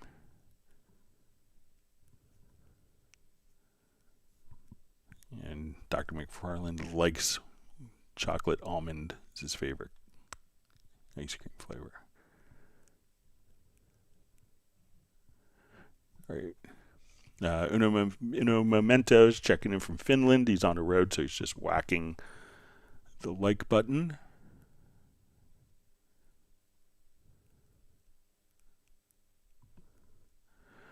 All right, Dr. McFarland Studios says, is there a way to color tracks on the mixer page? I select multiple tracks, but can't seem to change the color. Can only seem to change the color one at a time. So if we used kind of the color tool, so I'm going to select a number of tracks here, and then just go to the color tool at the top, and then we could change the colors kind of like so. So I think if we change the colors here, that we could do it for a single channel, and I think even if it's Q-linked, so if I come here and I change, I think these colors work independently.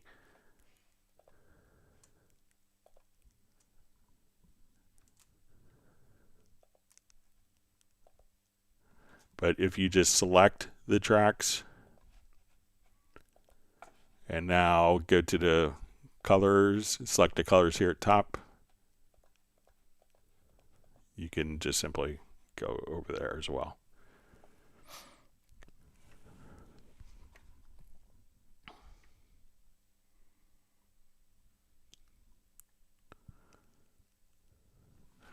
All right, channel ripoff just says, hi Greg, it says TGIF. I want to move all my extra and Hallian sounds to an external hard drive. Time to save space on the Mac main hard disk.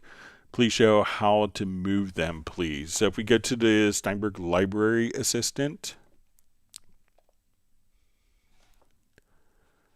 so you'll see your different categories. So whether it's going to be kind of Hallian sounds, different groove agent libraries, what you could do now. So you could just come over here. If you want to select multiple ones, just kind of click in this little icon here where it says move, and then click on the move. It'll prompt you to just come over here to define a new folder. Define the folder, hit OK, open, and then all of those contents will be moved to an external drive. So in the library manager, you want to just simply click on the little move icon. You can do it one by one. A lot of people just come over here and I have to do each one. Just kind of click here, just to the left, and then you could select multiple libraries and then just click on the move button, choose the new path that you want all the content to be moved to, and it will do it for you.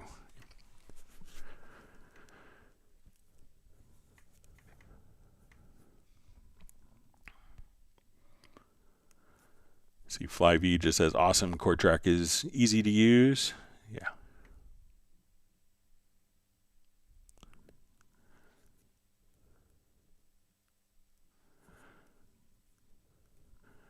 All right, Sable Winters just says, I've imported stems, but the tempo is slowed to 70 beats per minute. How to increase the project's BPM to 110. So if the original files were at 110 and are now playing back at 100 and are playing back at 70, check to make sure, like if you select files like in a multi-track, try to come over here, select all the files, and try taking it out of musical mode. So if it's in musical mode, try to take it out of musical mode. But let me know. So if you imported them and they were saying they're 110 beats per minute and it's slowing down, make sure that, see if you have your tempo here set to 70. You could always just change the tempo to 110, or just have the files not actually follow the particular, if you take them, select all the files and take them off of musical mode, then it should play back at the original tempo that the files were recorded at. All right, Michael Teams is just ice cream for all. So.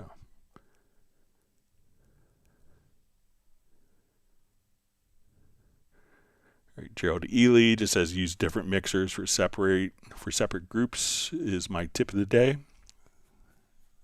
It's good to know. We can always learn new things.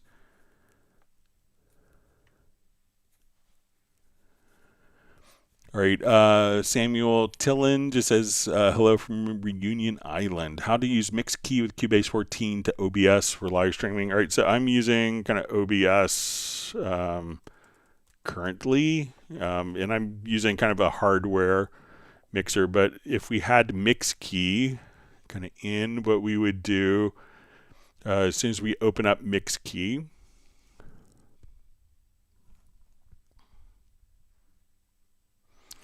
and then what we could do is just simply, if we come over here, we could add, you'll see like different, so if you click on this little icon here, now what we could do is say, okay, I just want my Cubase as a source, or a web page, or I wanted Apple Music, or whatever program is sending audio out. And what I would want to do now is just come over here. Let's go to the settings, and when we go to kind of audio, we want to say the stream output, we would set to Steinberg mix key stream. So as we're working with that, and then within OBS, we go to the audio input here. We would just choose the Steinberg mix key stream as the output directly to OBS. So give that a shot, and that way you could, don't want to do that. I almost ended my live stream several hours early.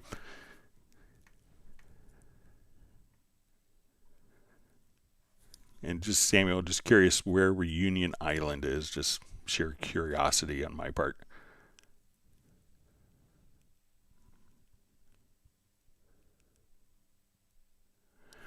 All right.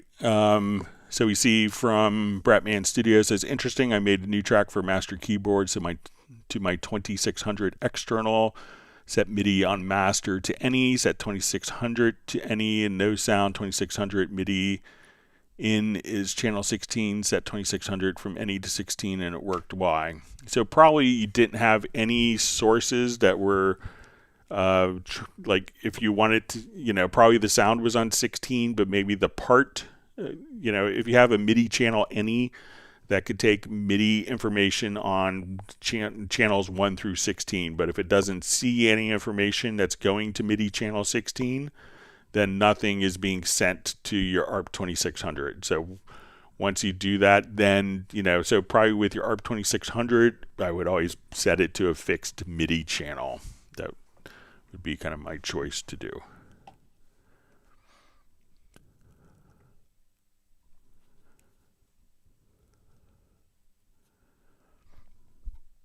All right, Matt Elston's giving thanks to Michael Teams for the ice cream. Much appreciated after a hard week. Best wishes to you. Have an awesome weekend.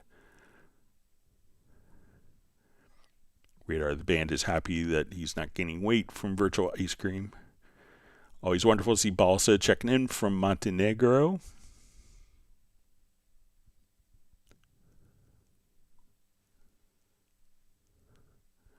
All right, great to see Tony Rooney on. I know I owe you a phone call. Sorry, work has been excruciatingly busy, but I should have some free time over the weekend. So if you want to get together over the weekend, Tony, I take my son to remote control plane school in the morning.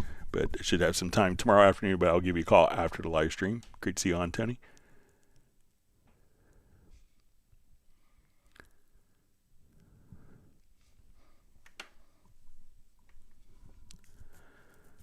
All right.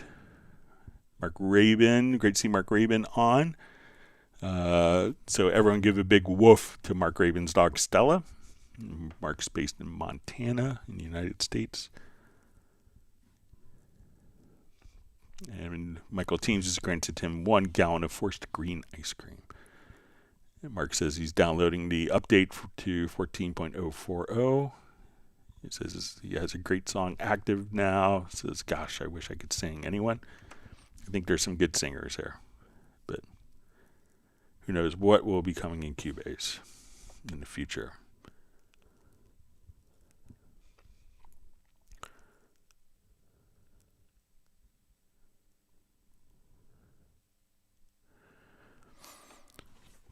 All right. Pastoral Apologetics says it seems the de-reverb in Spectral layers is for spoken vocals. Is there a better way to de-reverb a sung vocal? So what I've seen some people do on particular tracks, when kind of wanting to do de-reverbing and realizing that the reverb is kind of often on the side. So some people will, like, let's say we take the source and we make it into a stereo source. So one of the things that you could do is just kind of come over and let's say we go to our panner here and we kind of right click. Let's go to our combined panner. So I know some people, when they've had reverbs that was like really big, that the reverb is on the side, and what they could do is just kind of pan the source so that the reverbs that are on the side are minimized significantly. De-reverbing is always hard. I remember, even probably 1995, we were kind of like, when plugins were kind of new and just coming up with like, oh, wouldn't it be so cool if you could do this? And, that was one. I remember one of our late developers, a brilliant man named Mark Badger. He's like, oh, it'd be so hard to do. But, so it's a tricky thing. But you could try maybe narrowing the stereo spectrum so that the reverb isn't as obvious. And then, even try that through the de-reverber. That may make a difference.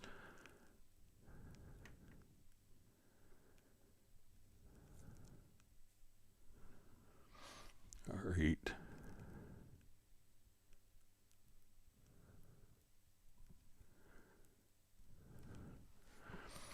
All right, so you see, hey Greg, does Cubase 14 Pro have a vocal auto tune that can emulate the "Do You Believe in Love After Love," like the Cher song, that it manipulates the input OS strong? Yeah, actually that track was done in Cubase, interestingly enough. But I'll show you one of the plugins that could get that sound for you. Let's destroy a nice song. We'll make it contemporary country with lots of vocal processing on it. So if we come over here, let's go one of the plugins that you have. So let's just take this.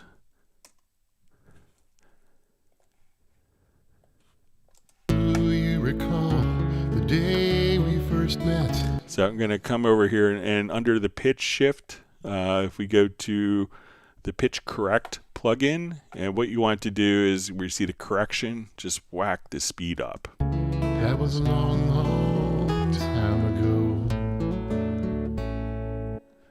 It was 7th grade in the school parking lot, waiting on our yellow coach to ferry us home. You looked my way and your heart shone through. It caught my breath while you called me to. Let me see if I may have a better, something that might be more stylistically appropriate. Thought I had this project open recently.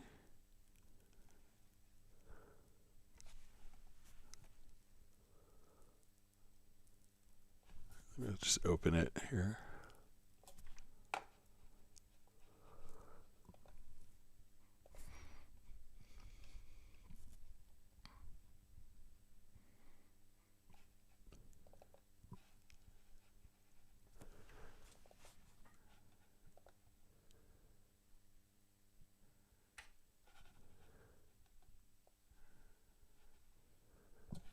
Okay.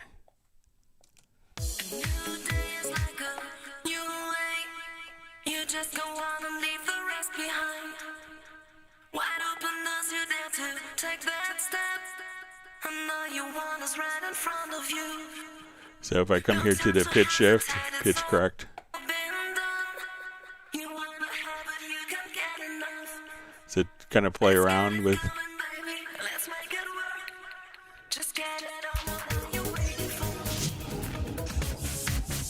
And let's set our tolerance up to here.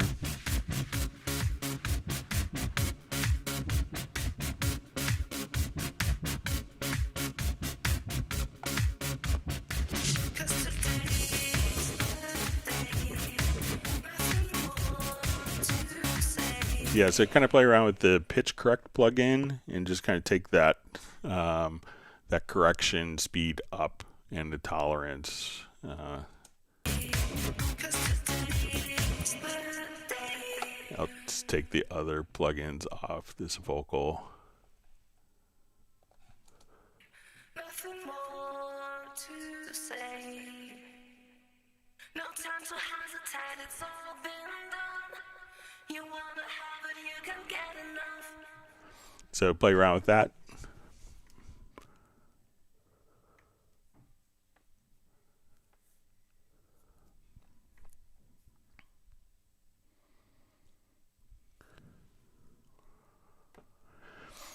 All right, Tony Rooney's question. Is there a way to store preferred sounds, presets from multiple sources, VSTs in one place? Like all my favorite pianos or string pads or whatever, maybe the ability to create subcategories. Okay, so let's say we'll come over here to a new project.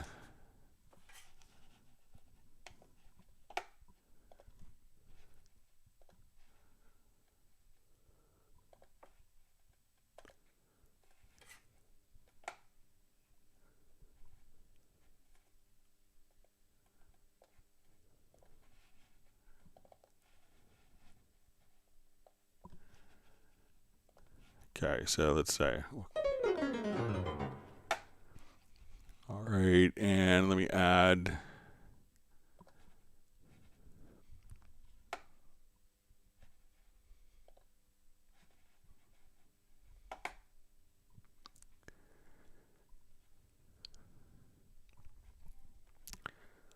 let's say an artifact guitar. Yeah, have to renew that one. All right, just.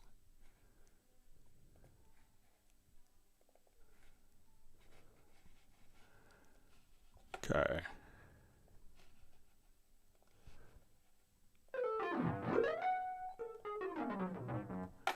All right, so let's say we'll call this, I'll save it as a preset. So we'll say TR Whirly.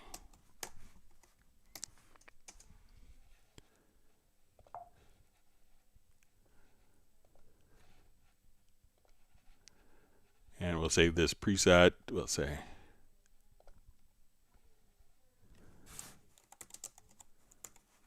TR Etude. Okay, so let's say we have those saved. So when we come over, let's go to the media bay and we say, so let me just jump back. So we'll go home, we'll go to user presets, and then we'll say like VST instruments. And then at this point, I could just say, okay, I name all my presets like TR. So here we could say, okay, here's my TR Etude, my TR Whirly.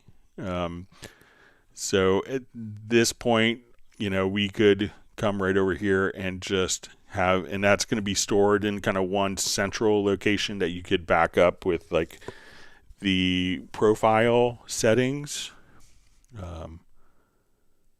So this way, if we don't choose a particular instrument, this could be all of your favorite instruments. And you say, okay, instead of going through all this, I just want my TR Etude. I drag it over, or we just double click, and now everything is set up exactly as we want. So once you have those presets saved, just come over here to your media bay, go to user presets, and say, okay, I want to go to my VST, my user VST, and then you could just kind of type in whatever particular text you want, and that will automatically just kind of search based on that text. So let me know if that works for you, Tony.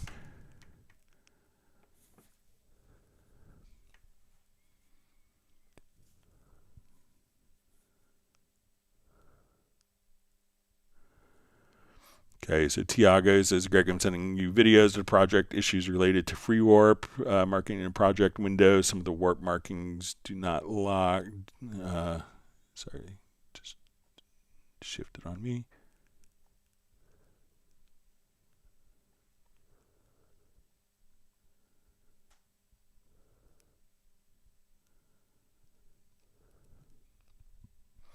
Okay, it says I'm sending you videos and project with issues related to free warp. Marking in the project window, some of the warp markings do now lock audio in the exact position. Bouncing the files doesn't help. Yep. So, yeah, look forward to getting it. Thanks for sending it along. All right, so we see Dr. Radar the band says he's subscribed to Dr. McFarlane Studios, so he doesn't miss anything.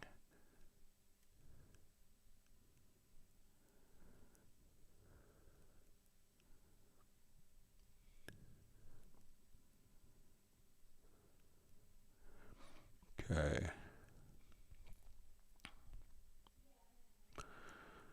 Okay, so we see from Flyv says, I do have a UR22 interface. How can I set up the mapping for it in the record? If you send me an email, Vince, I could send you the particular files, but it could be if you reinstall the UR22 driver that you have like extensions as part of the driver for UR22, and that's where those particular presets. So I'm not sure, it might be, I'm not sure if you have a UR22 or UR22C.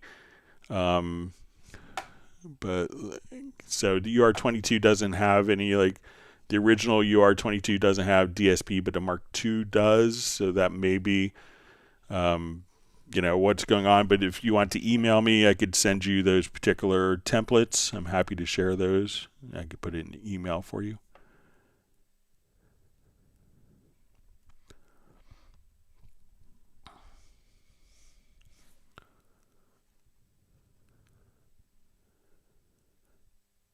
See, Randy from Radar the band says he needs coffee.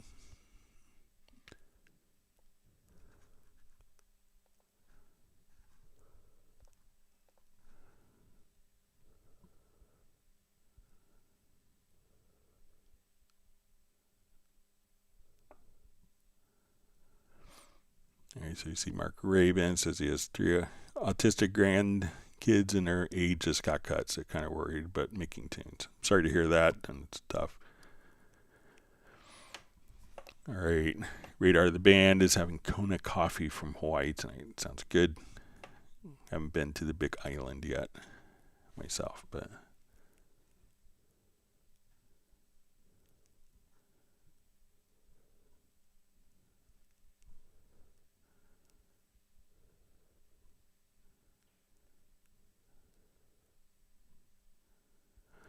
All right, Pastoral Apologetics says, is Etude Piano included with Dorco also then available to use in Cubase? If so, where is it?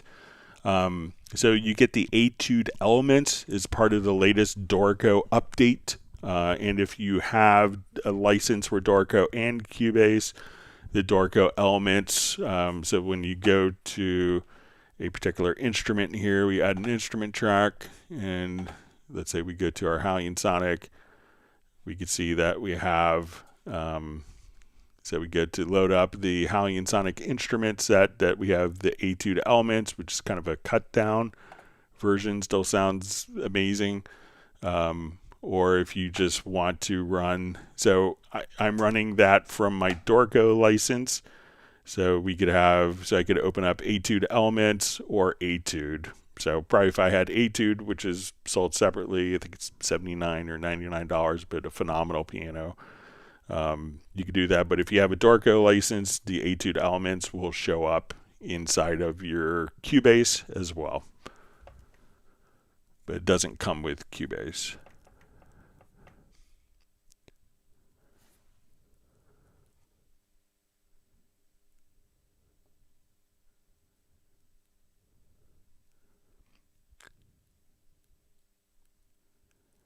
All right, you see everyone giving congratulations to Terry Gray. Well deserved.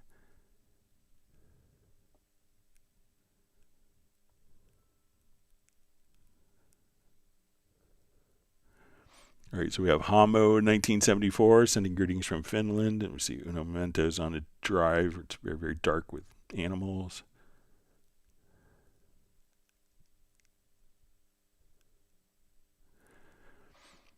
So we see Dr. McFarlane Studios says it's not just a matter of seeing what's what is sent to the group, but also hiding the other tracks. I think I might be able to do it with, I'll play around with it with the Project Logical Editor and see if I could get that going for you as well. But let me know if you have like groups that often have consistent names, like drums, stuff like that. I'll just try, let's say if we have a consistent name, like vocals or drums for your groups.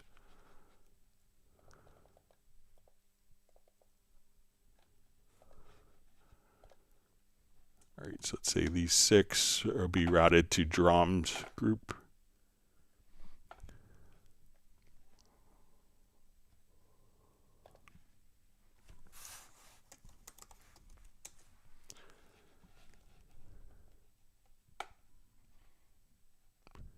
All right, so let's see if we could do that.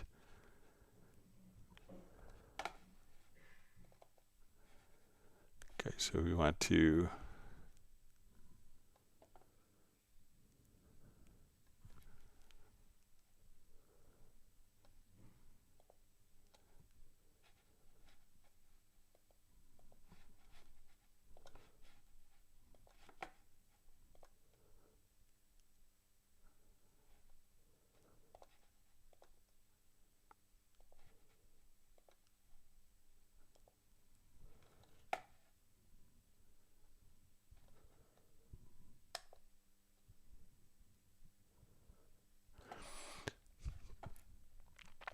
all right, so if you have consistent track names for consistent group names, so I could say, now we could just take all the audio tracks. So let's say I will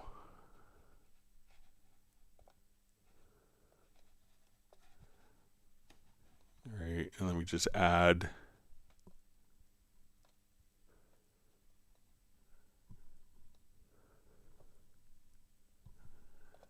okay, so let's say we have these tracks here, and these are routed to our drums bus.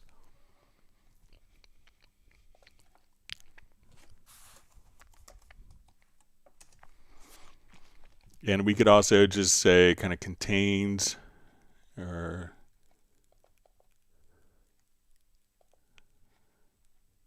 all right, so, and I'll just add a bunch of other tracks here.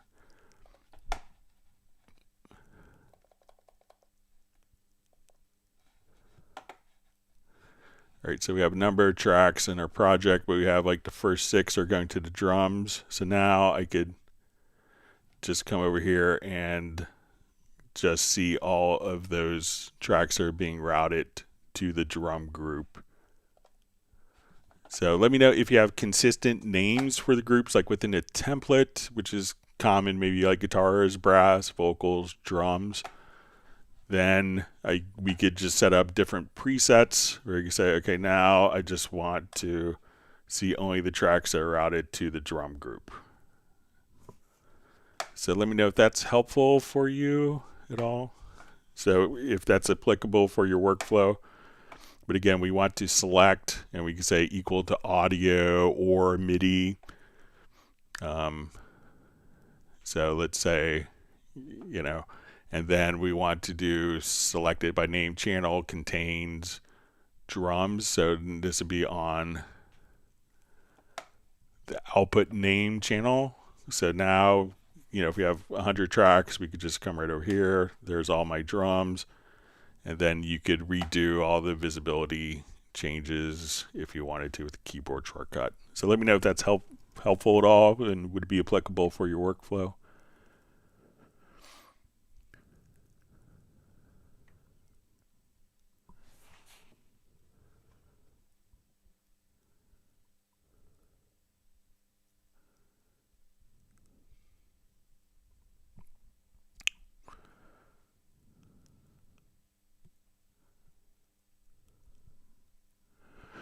All right.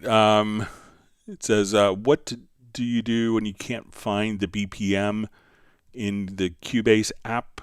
All right. So let's say if we have an audio file, let's say we have like just an audio file here. So there's a couple ways of doing this. So I'll just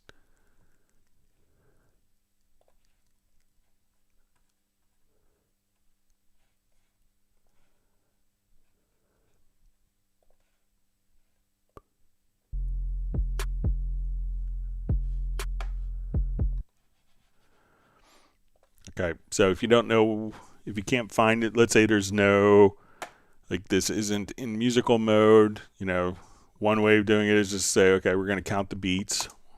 If it's kind of like a consistent tempo, we could just kind of come over here, go 1, 2, 3, 4, 2, 2, 3, 4.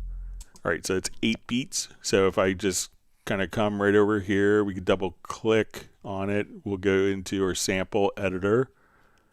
So let's say I'll just click here. We'll go to definition, and then we can say, okay, this is 8 beats that we counted. We'll say 2 bars. Right, and then it's automatically going to tell you what the tempo is of that particular track. So that's one way. You could also come over, select this. If you wanted to manually align this, you could say, okay, you want to come over if you want to get an idea what the tempo is. All right, so this is beat 2. So if we grab your time warp tool and we put this into warp grid, so as we start, we can say 1, 2. All right, and then what I do is I move measure 2 to be right there. We move measure 1 to be right at the start. So we kind of start off. And let me just put that on. So we could move kind of the, so if you come over here, you could just kind of move the bars, and then that will show you the tempo. Another method could be just to kind of come right over here, just go to your edit and go to your tempo under project menu, tempo track, and do a tempo detection. And at that point, we could see what the tempo is just by selecting the first node. So we could just come over here and see kind of what the tempo is as we listen to it.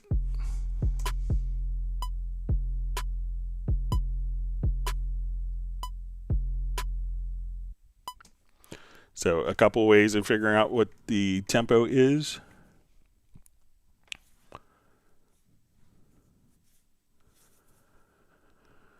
So let me know if that's helpful for you, Victor. All right, great to see Graham Witcher on from Oxford, formerly of Royal Wootton Bassett, my favorite town in England to say. All right, Channel Ripoff asks, Greg, I'm still having problems routing a single channel to one or more buses other than using sends. I just can't. It won't route them. More than one channel to multi-buses. Okay, so let's say I'm going to add 4 buses here. So I'm going to just come over, let's add our group channel. So let's make 4 groups. Okay, so you see my group 2, 3, 4, 5. So what I want to do is to send this particular track to each of those groups without using a send. So we'll come over here. So what I want to do is we'll go to the MixConsole, and when we go to our MixConsole settings,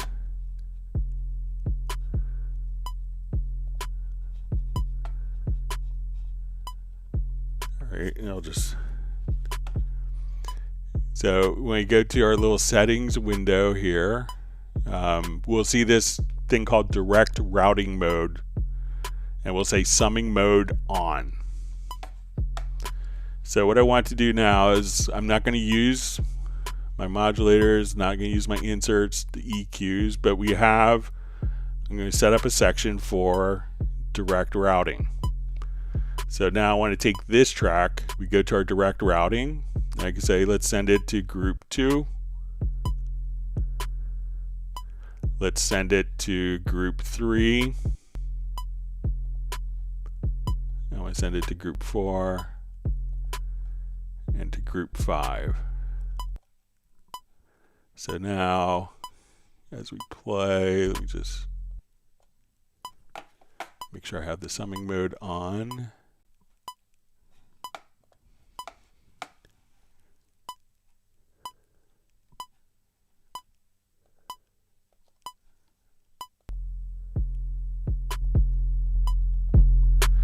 So now that one source is being fed.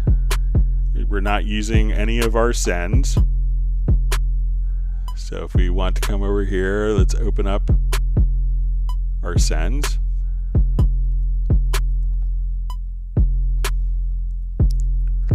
So we could just come right over here. So no sends are being used for this. If we want to also just kind of do this directly, we could come over here and also go to setup sections and go to our direct routing, and we could select our different source tracks here.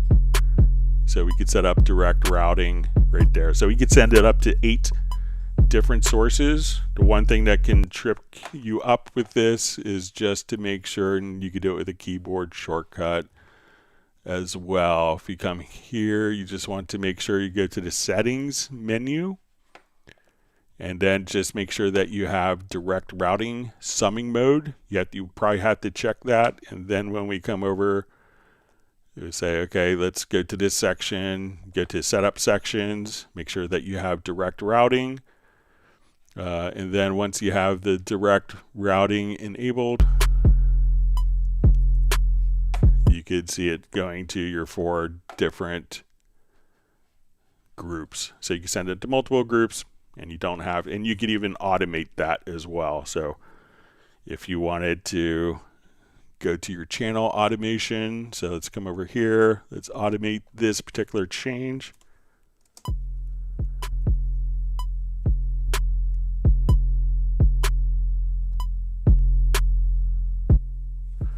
We can see that we can just automate that routing to different groups as well.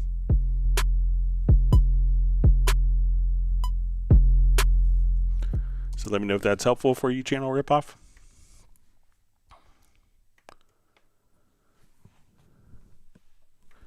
I was just saying some serious kick going on here. All right.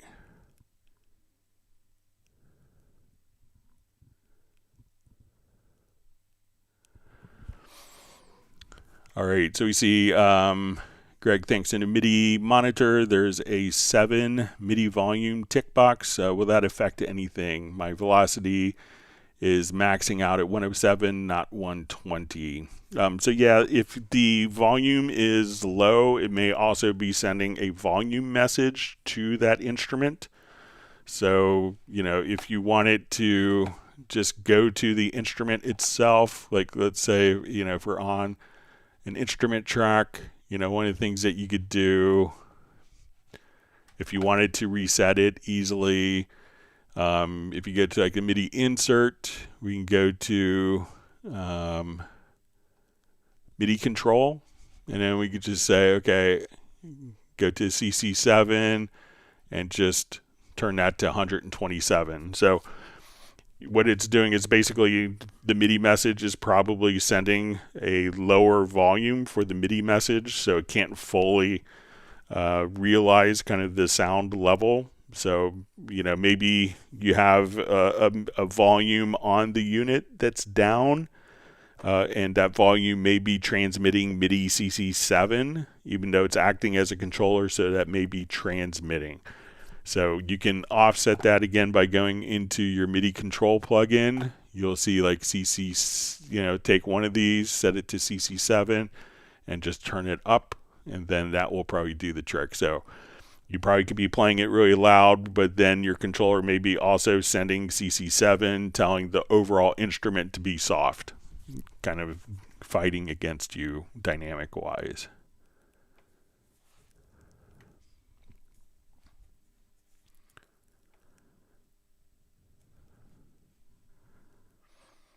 Okay. Graham Witcher saying hi to Mark. All right, Mark is saying, Mark Rabin says, mandolin, SM7 or SM89. I got the best mandolin recording with like the cheapest, like Audio Technica sometimes has a large diaphragm, like an AT2020 and a small diaphragm condenser mic.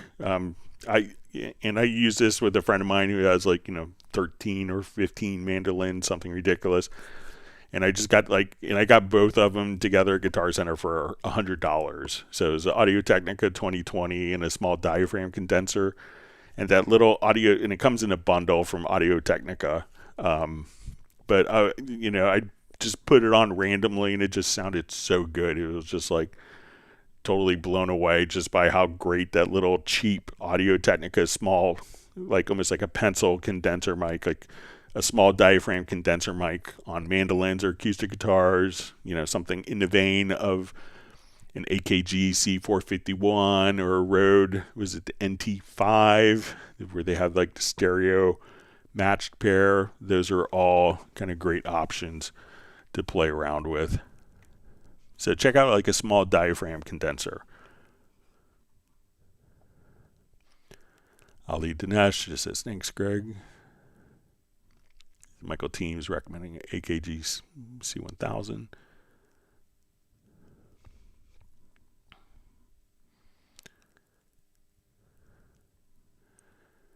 All right, Sable is saying she hasn't mastered musical mode yet.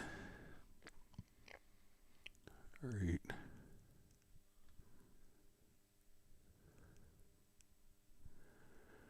All right, OmniBurn just said shout out to Greg for his continuous dedication towards teaching us Cubase. So you're welcome. It's a real, very satisfying to help people along help them with their creative journeys.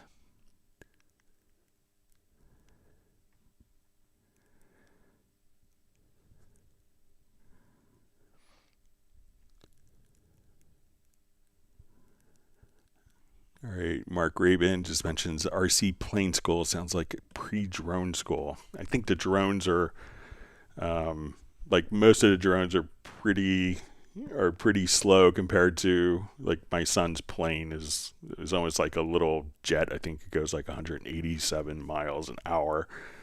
So, little did we know when we bought it for him that we would have to join a RC plane club and register it with the Federal Aviation Administration. And so,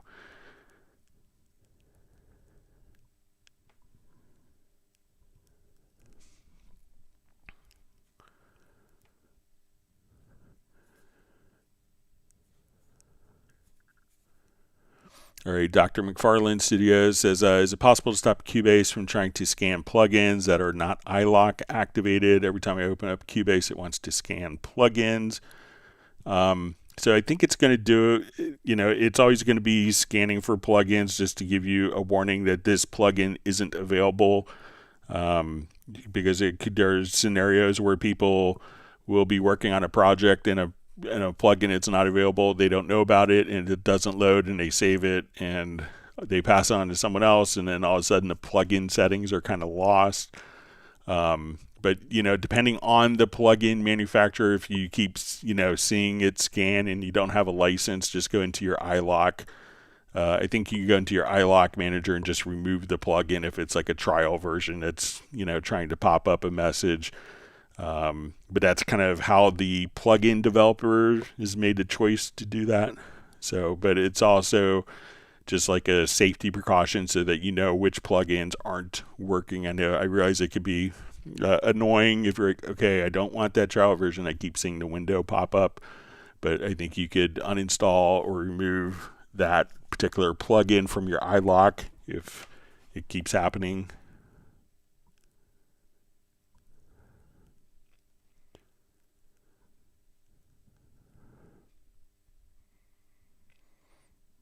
Graven says he used to love the non-RC aircraft on a string in a circle until he got nauseous.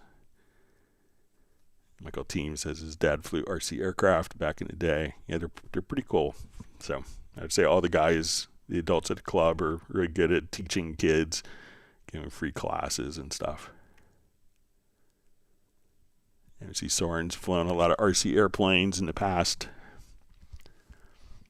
Yeah, it can be an expensive hobby to get into.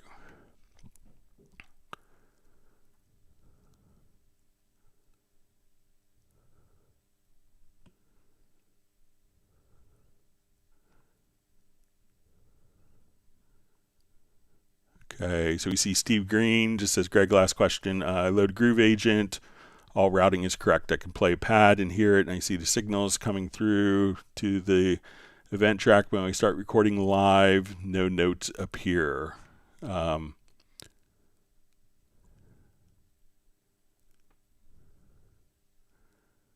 Okay, so it probably just sounds like, if we come over here, let's load up an instance of Groove Agent. Okay, so I'll just do the Groove Agent SE quickly here.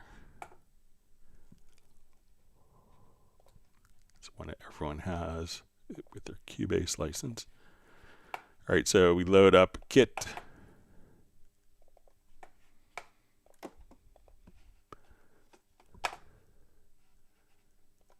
All right, so say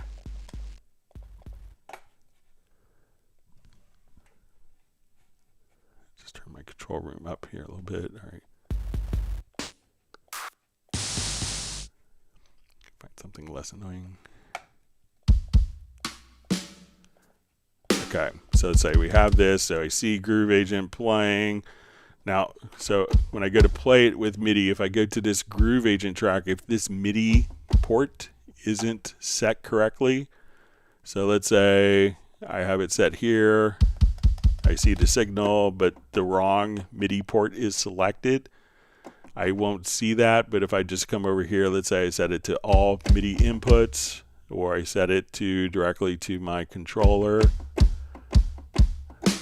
But if this MIDI port or the channel is set, so let's say if you have it set to all MIDI inputs, but this channel is set to channel 2, you may not, make sure that you have like the channel and the MIDI input port set correctly, because if that's not set, you could say, oh, this all plays great, but even it could be set up as Groove Agent as an input, then I can't play from the controller, but I could come over here and actually record from the pads. But just check your MIDI input port to make sure that that is kind of set as expected. So we could just come over here and set it to all MIDI inputs.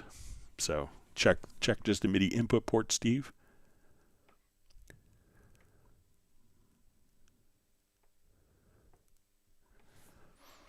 Okay, Uno Memento wants people to whack the like button.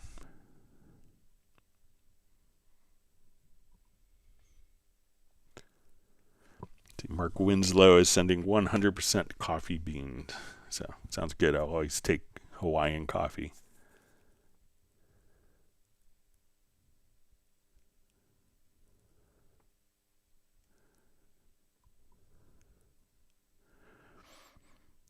All right. So we see from Dr. McFarland Studios, any way to clear a selection in Cubase in Mixbus, just hit the, so let me see where you want to clear the selection. So if I'm not sure if it's like text. So if I'm here, so I'm not sure if you want to clear this selection there, I could just hit the backspace key, or if it's you want to get back to a default value on a track. So let's say if I'm here and I want to go back to the default, I could just click while holding down Control or Command key, and that will set it back to its default values. So, but let me know, and if I have a send here, and I want that to go to its default value, I can just hit Control or Command and click, and that will set it to kind of unity. But if you could specify if I'm misunderstanding, that'd be helpful for me.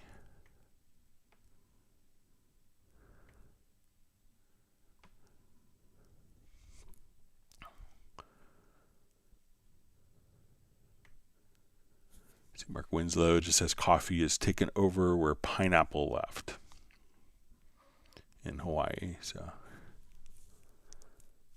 yeah, well, now I'm sure now that coffee's gotten more expensive with tariffs, you know, Hawaiian coffee is probably more reasonable pricing.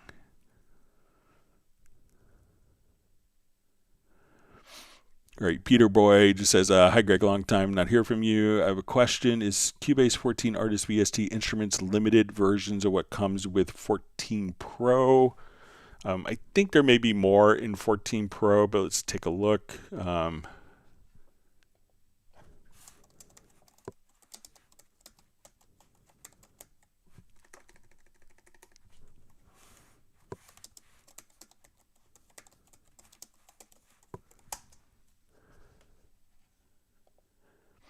All right, so there's kind of a comparison. So let's see.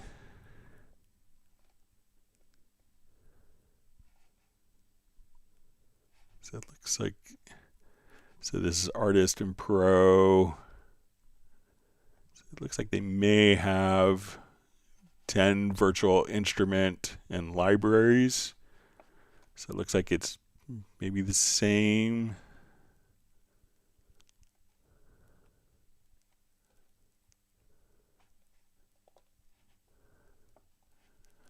All right, so we'll get to the virtual instruments and libraries. So they both come with Groove Agent SE, Flux, Trip, Iconica Sketch, Sampler Track, Retrolog 2, Pad Shop 2, Italian Sonic. Yeah, so they look identical for virtual instruments between Cubase Pro and Cubase Artist. It's a great deal.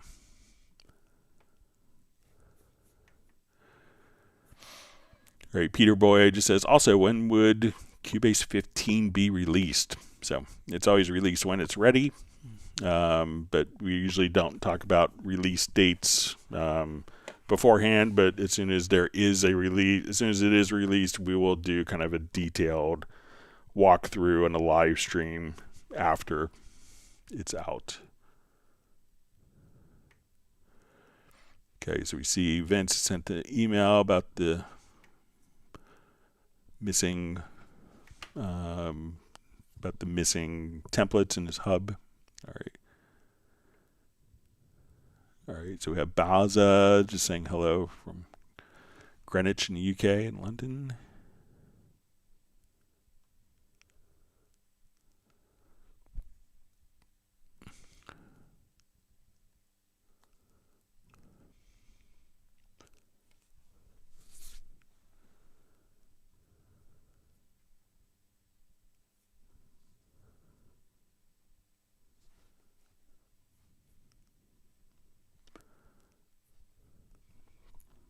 All right, Drowsy Eternal says, Greg, every time I play a loop in a wizard, it's on time, but when I drag it to the timeline, it goes back to regular time.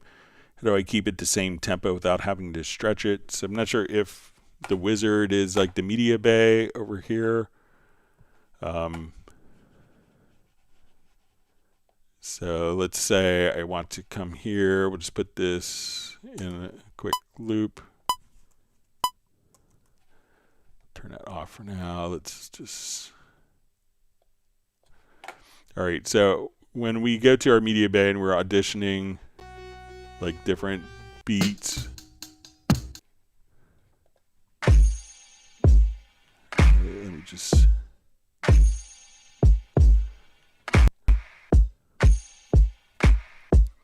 All right, so if we have this little icon here called musical mode, so now it's going to, that is turned off, it's going to play back at the original tempo. So if I come over here and Now if I play back,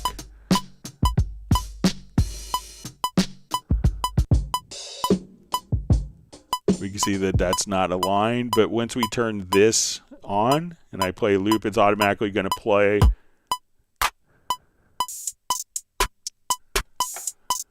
So if I want that particular loop, I can now just kind of drag that in. And when I drag this in, it's going to be in musical mode by default. So if I want to drag another loop in, I could just say, okay, let's find this loop.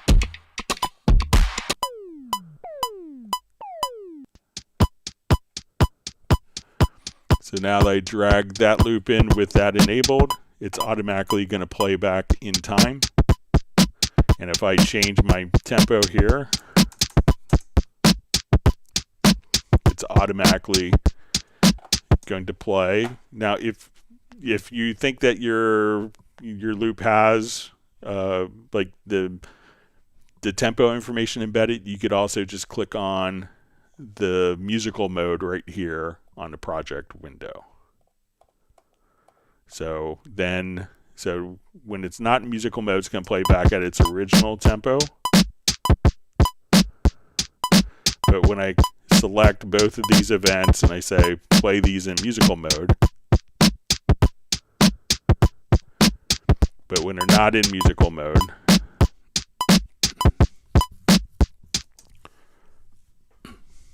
then they won't sync to the project tempo.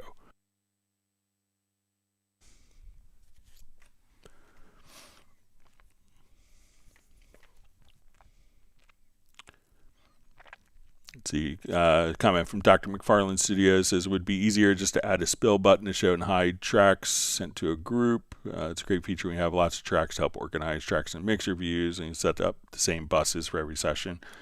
But you could also just kind of set up like a logical editor preset from a controller, and without even having to be in a mixer, you could just hit the button to do drums and do, so you don't necessarily even have to select the group, but you could just say anything, send to the drums, to the vocals, to the guitars, the brass, strings, and those buttons will always do it regardless of where you are on the mixer.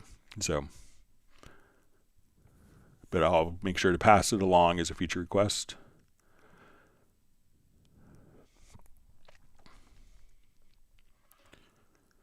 Okay, so we see for channel ripoff. Yes, thanks, Greg. I noticed there was a new update. Can you tell me what was basically the update for Cubase? So we'll just kind of look at it again. We'll say, go to Cubase 14 version history. So go to the release notes here. So these are some of the fixes. I'll let you kind of read through them. So we just Google 14 version history. You could kind of read through all the different things.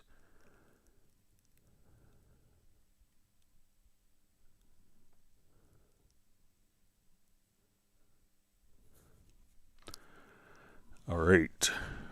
So we have a question. Hello, Greg. Cubase Live. I'm using Steven Slate VSX for my headphones.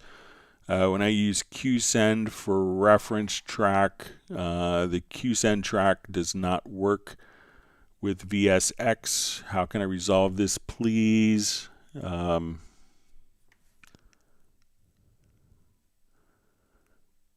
Okay. All right, so let's say, because we have to run that as a plugin.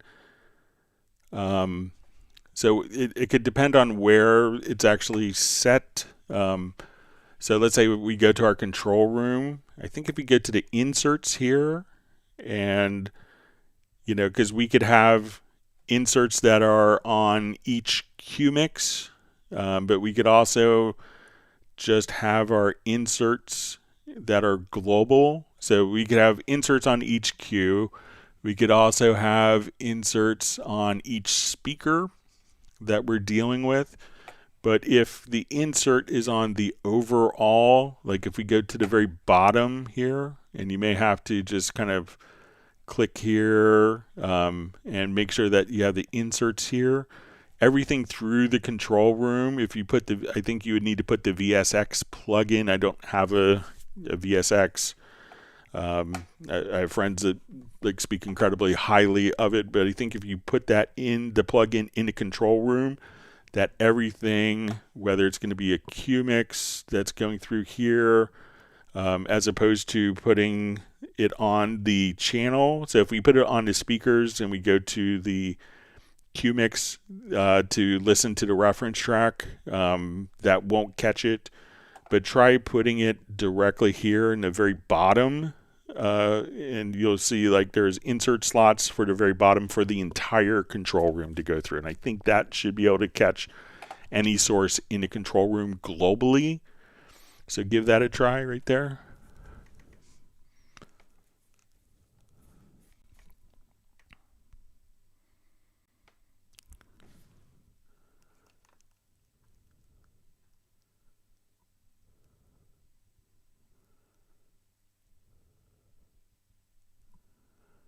All right, see, Mark Raven's going to try an Audio-Technica 4033 and an SM89. So, all right, Boz, it says updated 14.4. Is that the last now till 15 is released? We'll have to see when 15 is released. All right.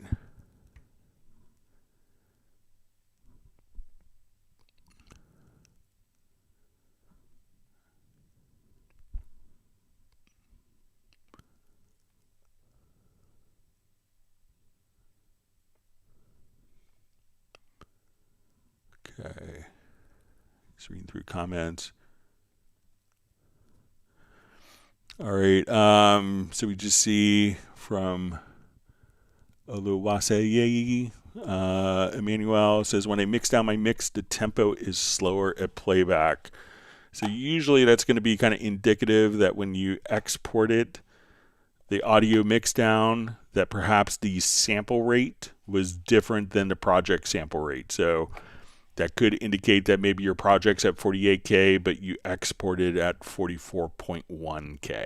So check for like a sample rate mismatch when you actually do the export audio mix down. So once again, go to your file, export audio mix down, and check just here the sample rate that matches your project. And you can see the project sample rate if you hit Shift plus S, or go to your project menu to project setup, and then you could check your sample rate here.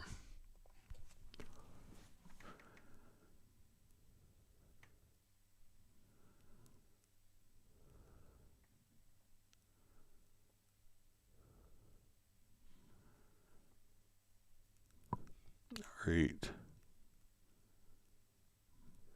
Mark Raven says, wow, 187 mile per hour toy. Man, do I feel ripped off. I had Mr. Sketchy. So yeah, it goes like it's impressive to watch. Just go, whoo, as it goes by. It's like, wow.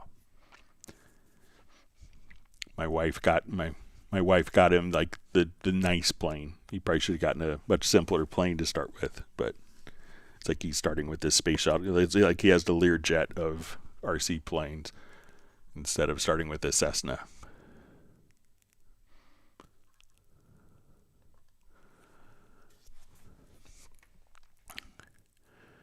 All right, so we see Flyv says, on Groove Agent SE, some of my presets have random volumes set for each of the pads. Let me know which presets, because usually when we do this, we go to like a Groove Agent SE, and we go to load a quick preset here.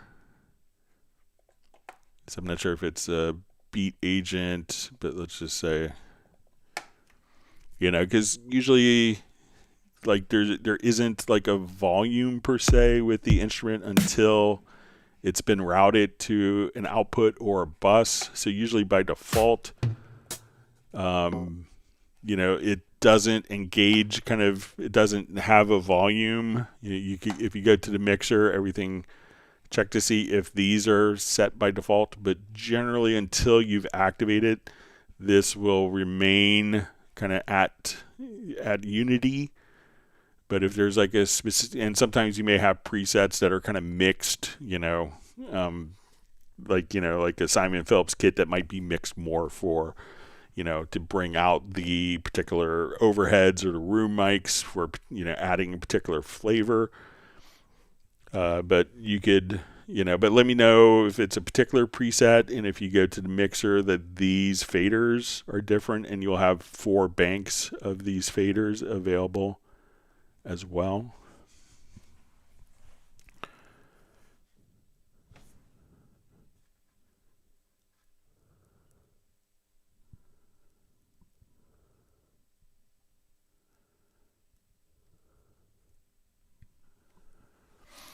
All right, so we see Doughboy just says, hey Greg, my question is how to randomize note velocity on chords and melodies to sound more natural when playing various instruments like a piano.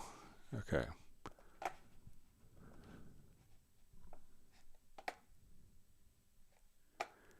Just open up a quick piano part here.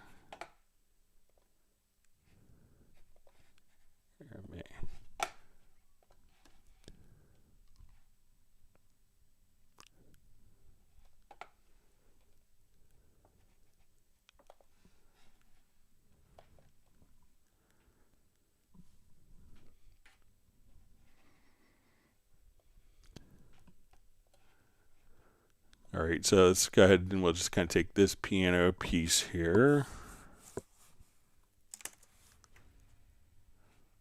All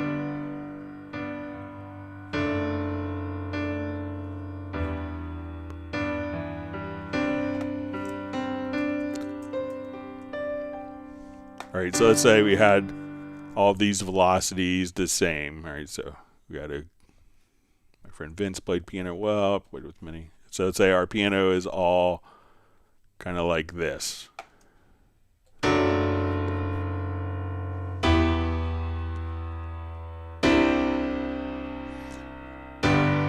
right, so what I would do is just kind of come over, and if we just take this, we go to our track, and let's come over. So one is we could just say you'll have MIDI modifiers. So, and this will affect it on playback, so you won't necessarily see it. But if I want it to come over here, there's going to be kind of, let's say random velocity range -8 to +8. So now that we play this, and I will set this up to be, let's say, -28 +8.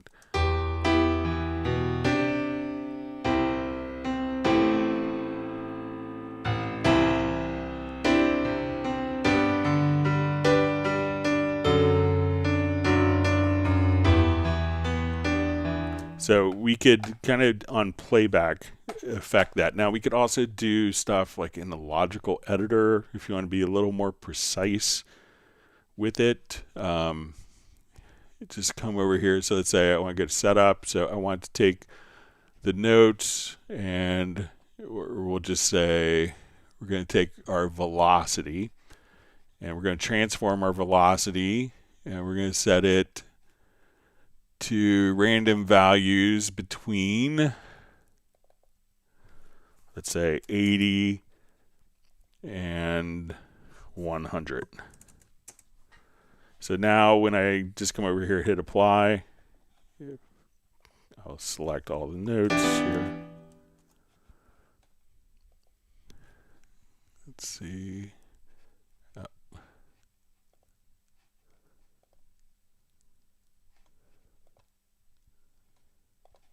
Let's just change this to notes. Sorry. Okay, so we're going to say, we're going to take notes and take their velocity and randomize those between 80 and let's say 110. So now when I hit apply,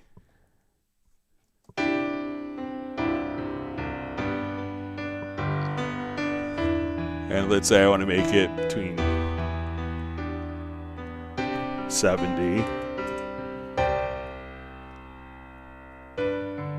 and 100.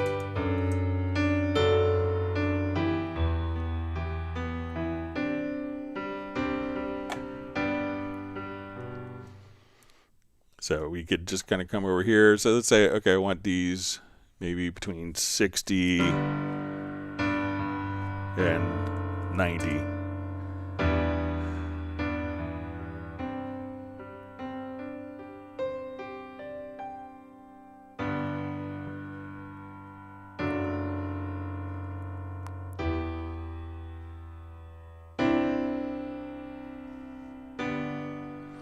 So, and you could just kind of come over here and just kind of keep randomizing. And we can see the velocity values here just changing.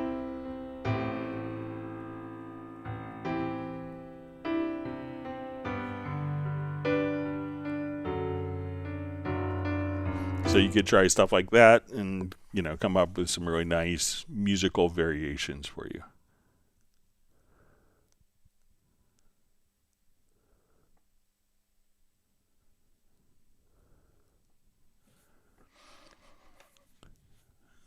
All right.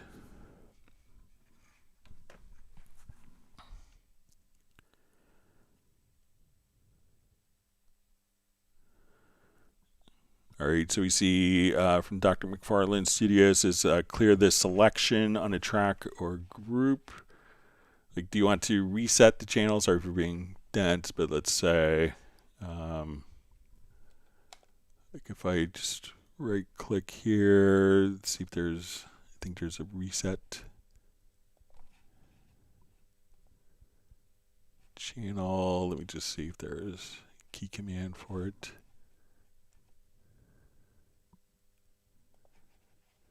Let's maybe get to the MixConsole.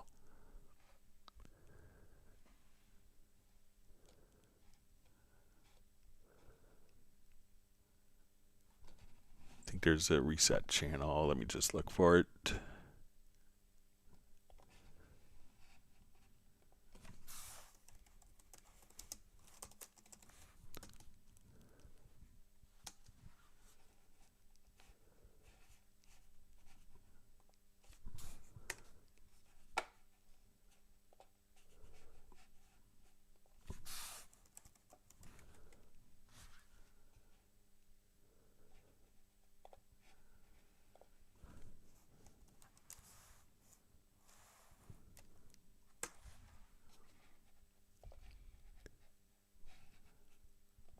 Okay, so let's say if I come here, let's see if I do it on the track.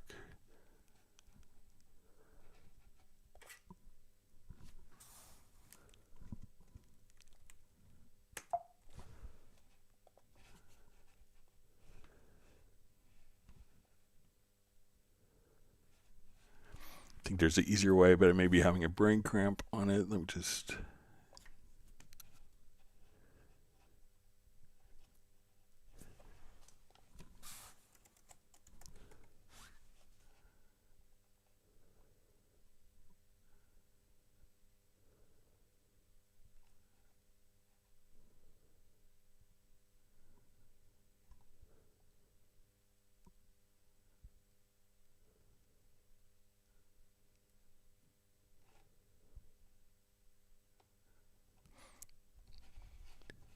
So let's see if I come here.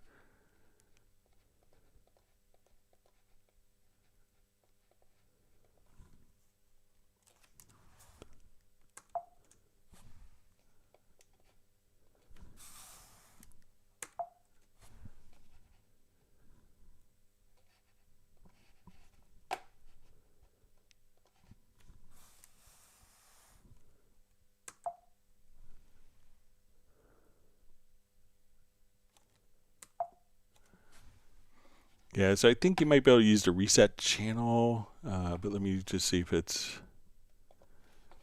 if I come here, reset channel.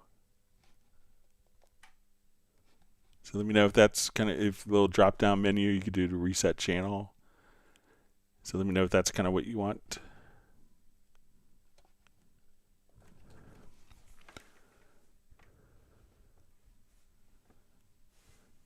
All right, so we have George checking in from Germany. Thanks for joining us today.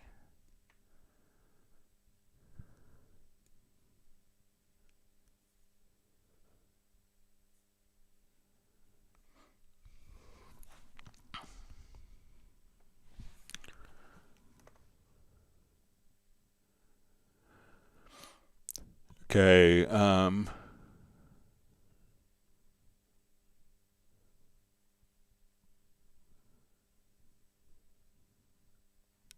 Sorry, let me just scan back. My chat field jumped.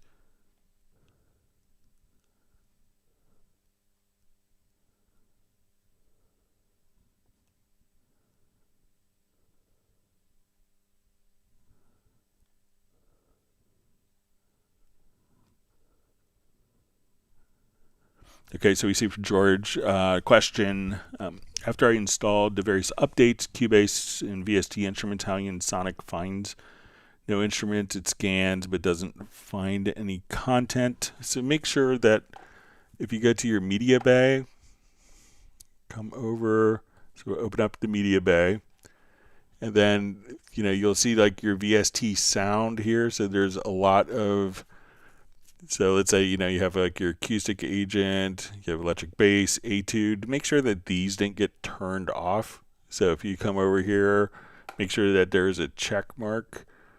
So if some of these, if some of these got unchecked, just check in Media Bay to make sure that there's the check mark kind of right there for all those.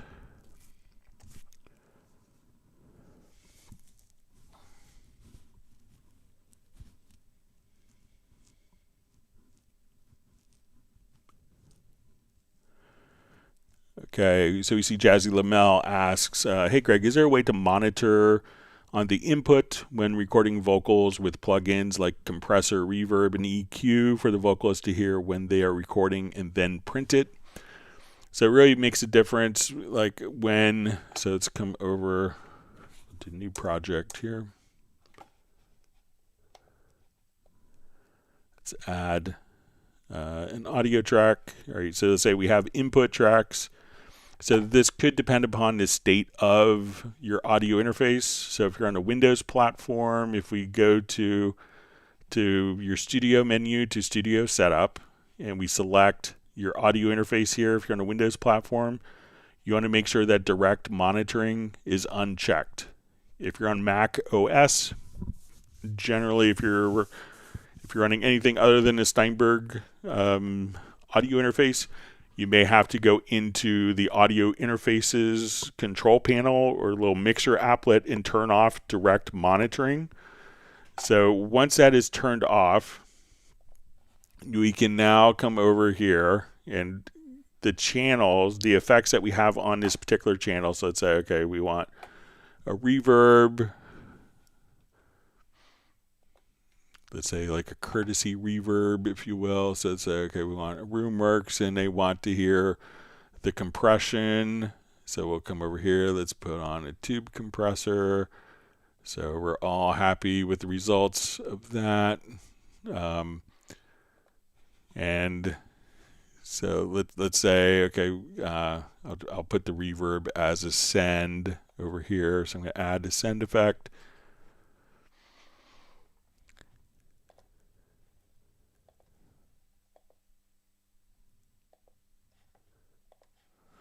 Okay, so now we could have like your EQ. So let's say, okay, I want to come over here and let's just do kind of our high pass filter.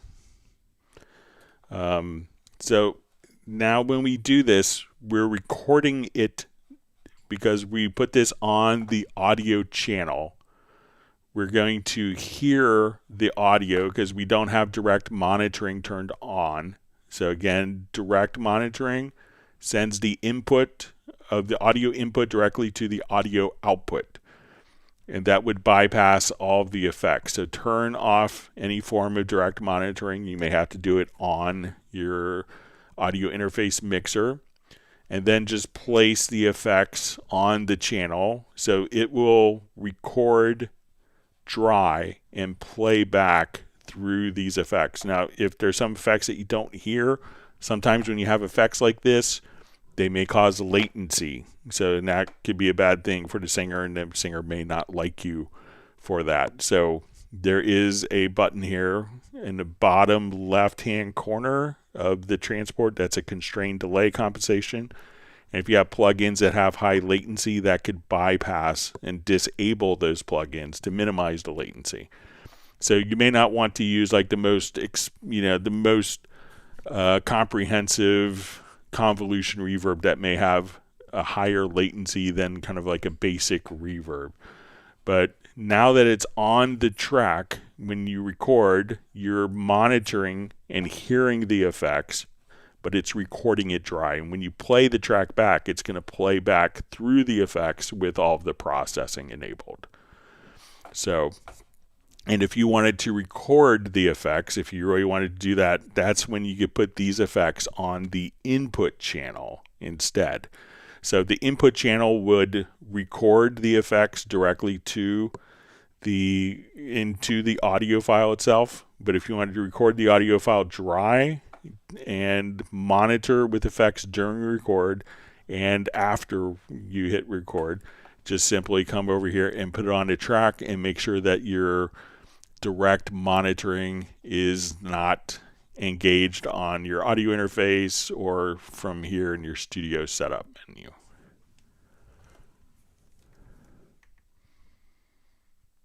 Great to see Gareth on from Bilbao, Spain.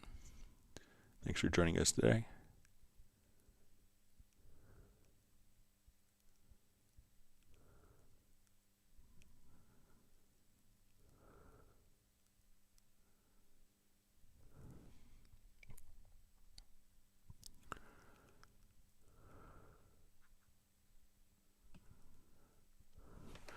All right, so Dope Boy just says, really would love for Cubase to have a shortcut for split at grid instead of having to use the split tool with my mouse all the time.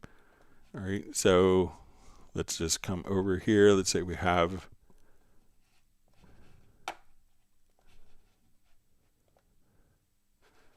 an audio file here. All right, so you can just do, like, if you wanted to split at cursor, there's, I think, key commands for that. So let's just say, let's say we go to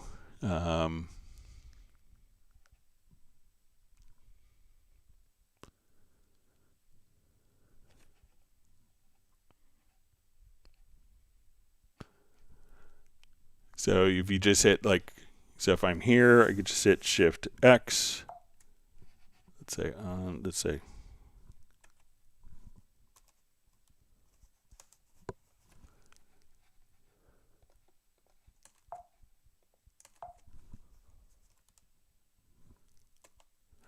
so you could just, like, like right now I have it set up to grid, so I don't have to, and let's say I want to navigate, so let's say I hit the so let's say I nudge. Let me just get my.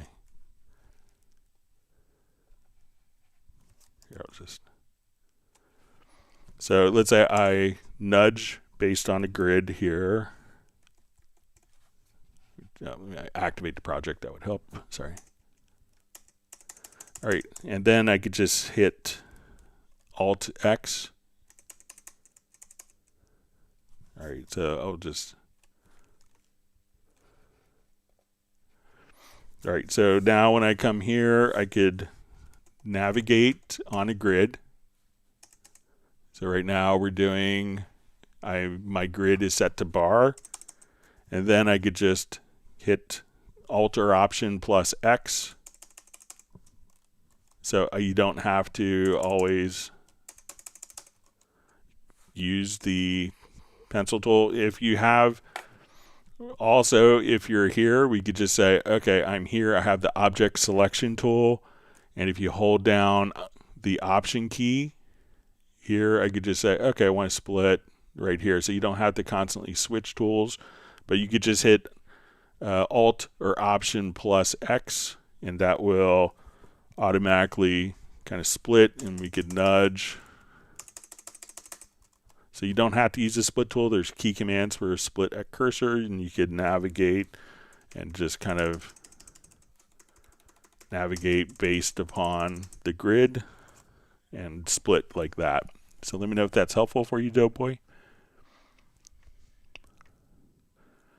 All right, wonderful to see Pablo on, joining just after Gareth.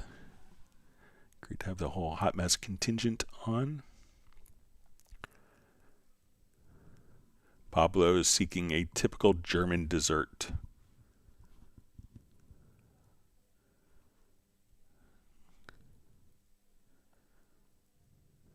Gareth is very happy that Pablo has made it.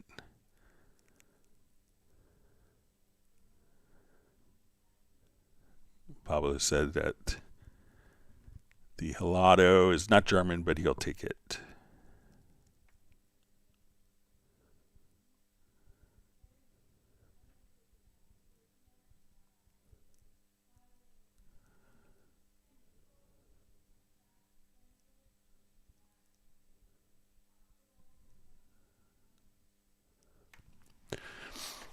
Okay, so we see from George says the Grand works in standalone, Hallian 7 and Groove Agent 5 scan, but find no content. Is there a way I could point to the folder where the content is located? So if you go to the folder, and you'll see a .vst sound file, just double click on that.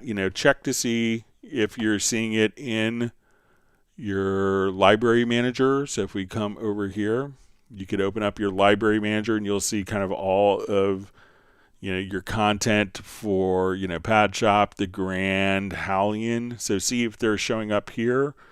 But what you could do is, if you know where the folder is, just kind of double click or right click and say open in Steinberg Library Manager, and that will make the association for you. So if you wanted to go here to the details, you can say, okay, I want to go to this folder. You can navigate directly to that folder, right click on the VST sound and say open with Steinberg Library Manager, and that will make the make the software connection to look for this content so that it's recognized by Hallian and by Cubase.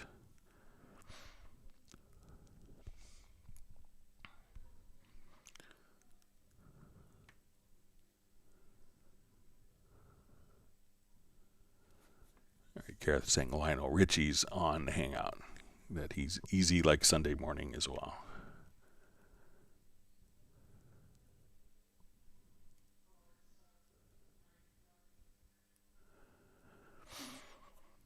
All right, Mark Saxon plays, says, howdy from Texas, I'm back on Cubase after 15 years. Says, very simple question, but can you resize the channel strip? Kind of small on a 2K monitor. I've looked online and nothing I can see. So if you're running like on Mac, if you're running on Windows, what you can do is just simply come over here. Let's get to your settings or your preferences.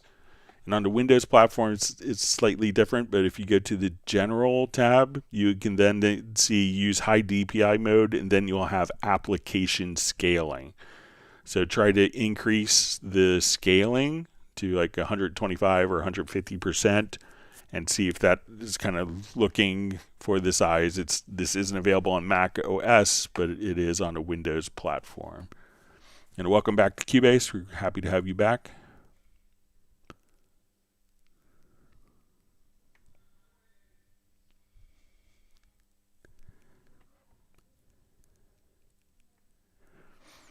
All right. See, Jay from Secret Studio says, Greg's like, I think that's time for my son to ride the school bus. Wife, regarding playing, says, how about we beam him over to school via a special atomization project? I'll contact Mr. Scott. Yeah, I get stuck driving him to school a lot, so, but it's nice to catch up with him after school or before school.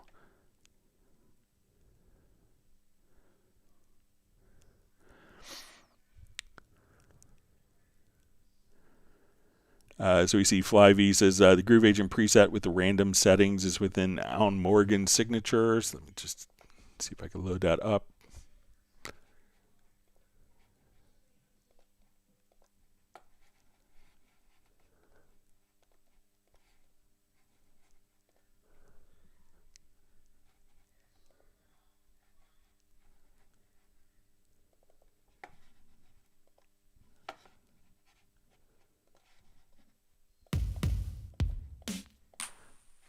So let me know if it's a particular kit.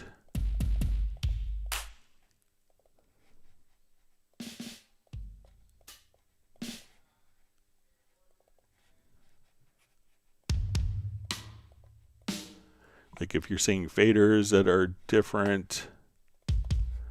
These all seem pretty consistent.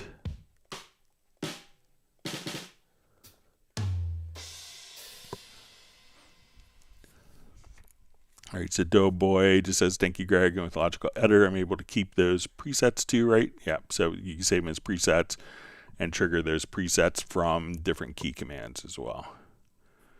All right, wonderful to see Steve Leeds on from Berkeley, California.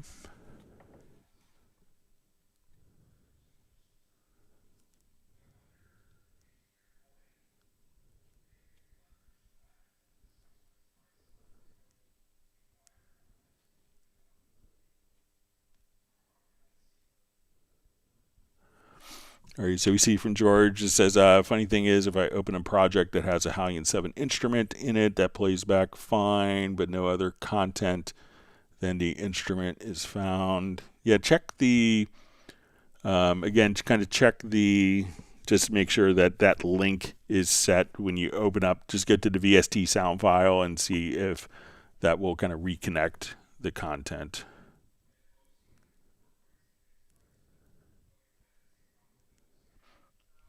Yeah, Jazzy is wondering where Val is. Pablo's in Vienna. So.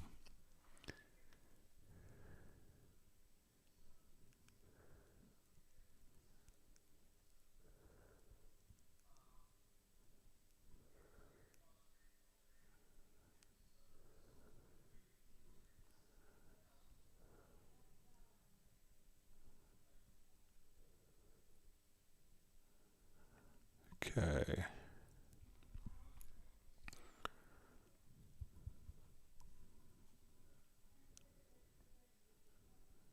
All right, look forward to getting those tracks with drums, Gareth. So understand about being busy. So.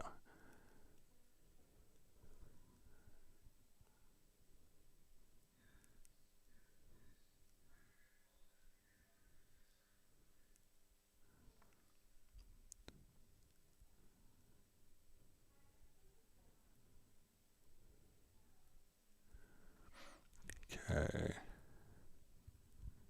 Gareth says it's time to head over to Germany for a cake fest. You do have good cakes and breads there.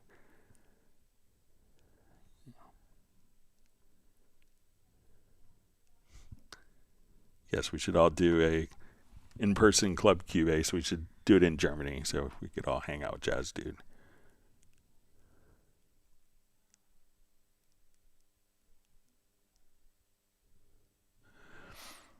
Okay, so see Dr. McFarland who says, I'm not wanting to reset the channel, just clear the channel from being selected so it's no longer highlighted. All right, so let's see. I think let's see if the select none function works for that. Sorry for misunderstanding. Let's see if it's...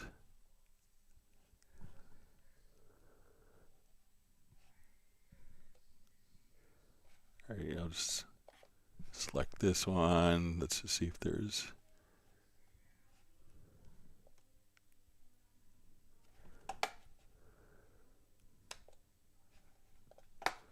Okay, I know what you want to do now, so let me just...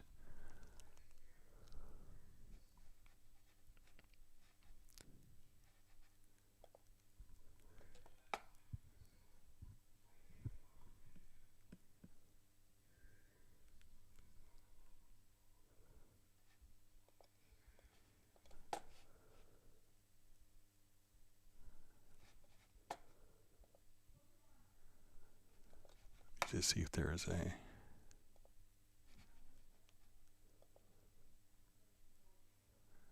sure there's probably a way to do it. I may be just having a brain cramp with it.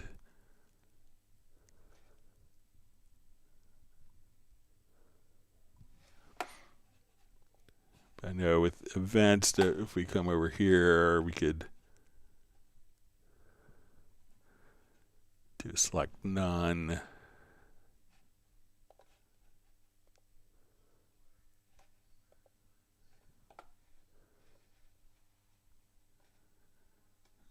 I'll see if I can get an answer for that for Tuesday's live stream. Sorry about that, Dr. McFarland Studios.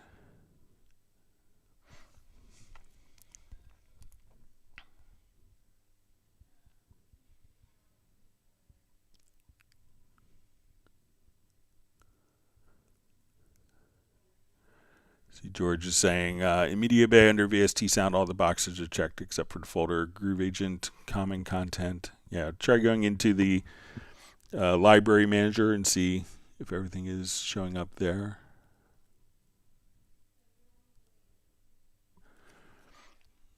All right, so with and we see from Dr. McFarland Studios says, same goes for regions that have been selected, you no longer want selected. So that you could do just the select none.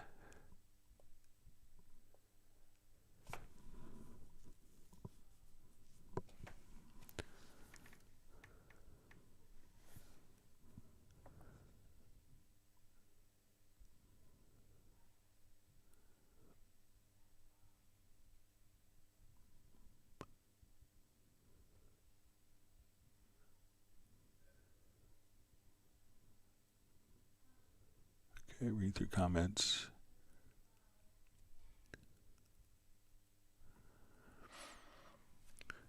All right, Cycling is Awesome asks, hi Greg, how can I convert a mono audio track to stereo so I can pan it left to right? Thanks. All right, so, mono tracks can be panned, so I'll just revert this. But if it's being sent to a mono group, then you may not have the pan controls. So let me just revert this.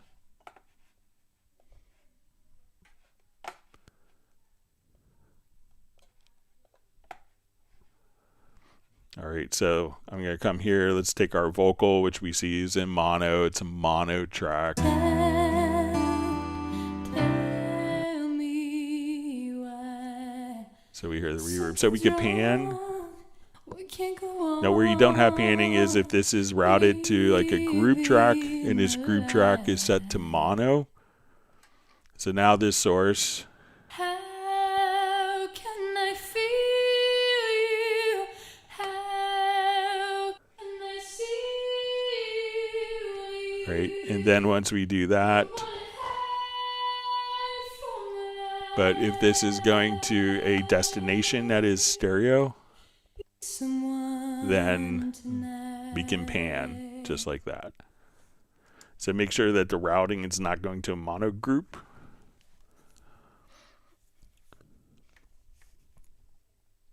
And if you wanted to actually convert it like for plug-in processing, you could just click here, you say mono, and then we could just say make it stereo, where you see two circles. So you could just kind of click there to toggle back and forth between a mono and a stereo track. But I think even a stereo track that's routed to a mono group would still, yeah. So you could try that as well. But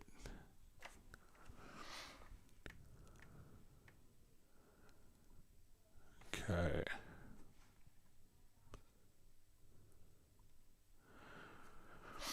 All right, FlyV asks, what is a high Z for on my audio interface? So the high Z is a high impedance input. So that's going to be like where you would connect a guitar or an electric bass to your audio interface, and that would have the correct impedance for that input. I think it's input 2 on like the Steinberg interfaces, because the guitar doesn't transmit line level, doesn't transmit or go through like a microphone preamp.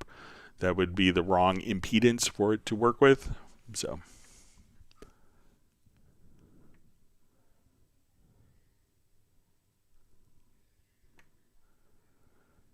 Okay, so we see George says he restarted his computer. Now his content is good. So.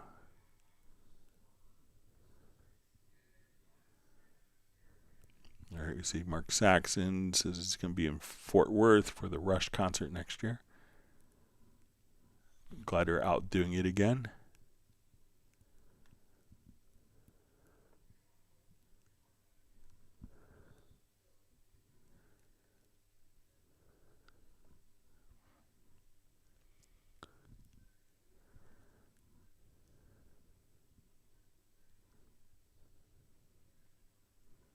Okay, reading through comments here.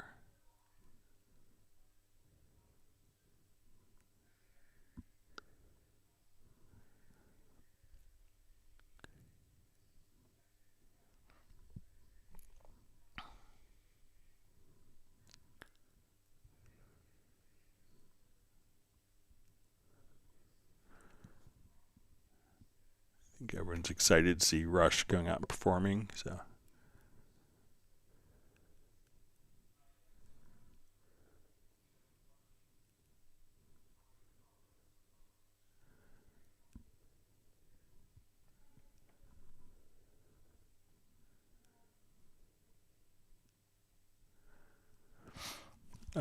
So we see from Soren just says, hi Greg, on a laptop that has a display less than 1920 by 1080, should high DPI be turned off? You're probably not going to benefit if that's the highest resolution. Sometimes you may have like a 4K resolution that's showing at 1920 by 1080, where it's just kind of making everything else sharper.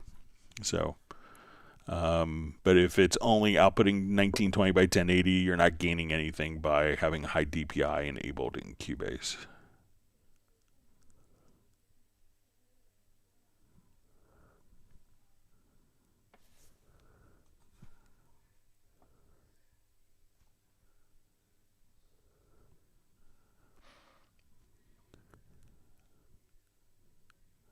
Okay, so I just see from Mark Saxon Studios says,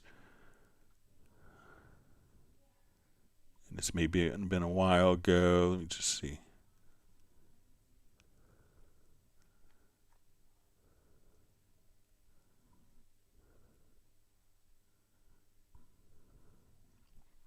Find it again here.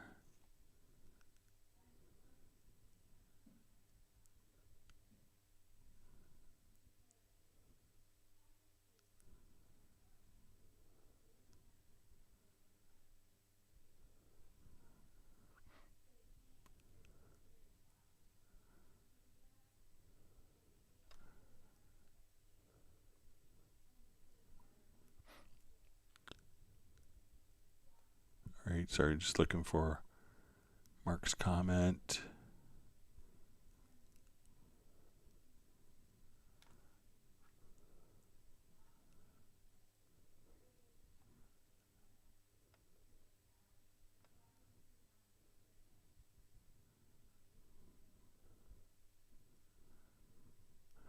So here it is. Mark's comment says, thanks for answering. I'm on Mac, so nothing I can do, I suppose. So if it's like the direct monitoring question, you just have to make sure, so it's probably going to be off in Cubase by default, but just make sure if that's what it was referring to, just make sure that it is not turned on in like the mixer applet for your audio interface.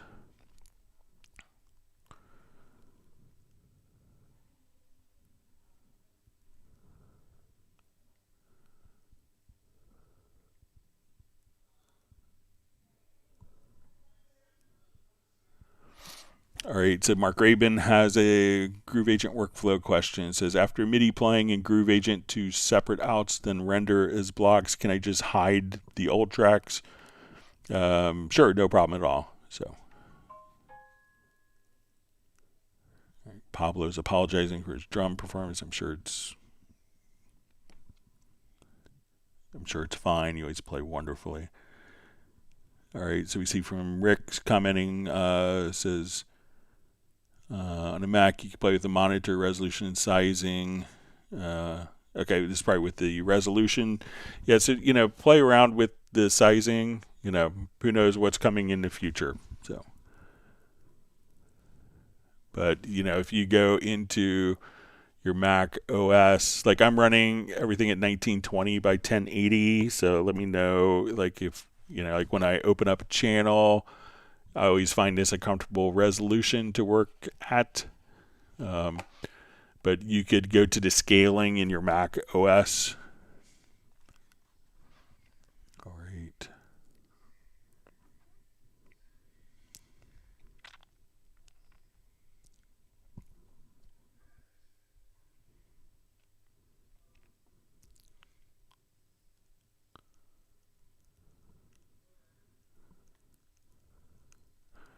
Okay, so we see from Doughboy, it just says, Greg, I'll give you an example. Say I'm trying to do snare roll or hi-hat in the MIDI editor. I used to be able to use mouse or make a shortcut to split at grid to do my 30-second triplet rolls. Okay, so let's say if you're in the MIDI editor,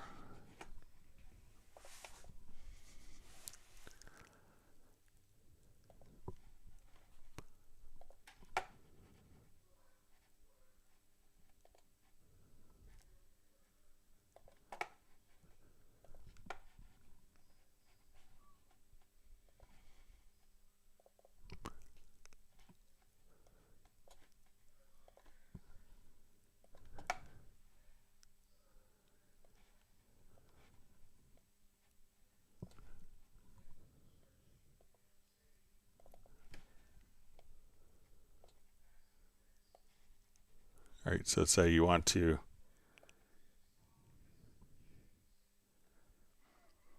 all right, so if you want to split at, all right, so let's say you want to do 30-second triplets. So let's just come over here. So let's say we do, all right, so I'm going to just nudge over. All right, so I'm going to nudge over.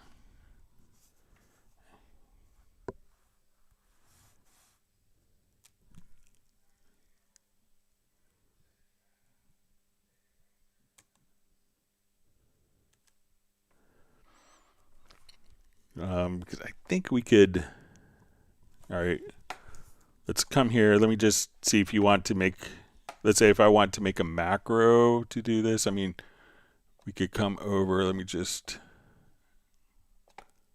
quantize that note there. So let's say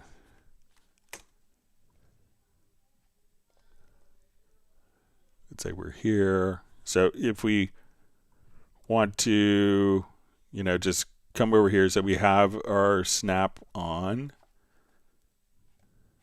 All right, and we're just going to choose to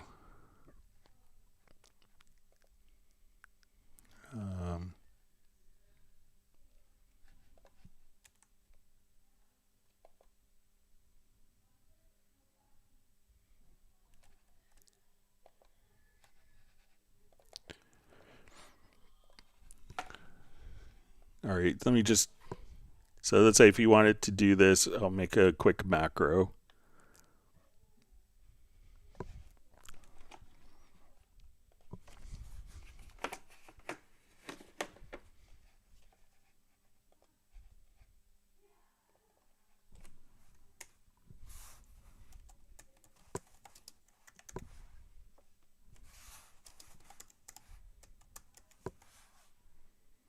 I mean, how I would do it to just kind of start is just go into the drum editor. If you wanted to do just quick, like 30-second triplet rolls, I mean, I would just kind of come over here, say, okay, now as we put, so I could just put in my 30-second note triplets. Just like that. So once I select the value here, I could just say, and then I have 30-second note triplets. And then if I wanted 16th notes here, I wanted 8th note triplets here, and I want 30-second note triplets here, I could just put all those in kind of just that easily. So, but let me know if that works for you. All right, let me get to some of the questions that were mailed in before we run out of time.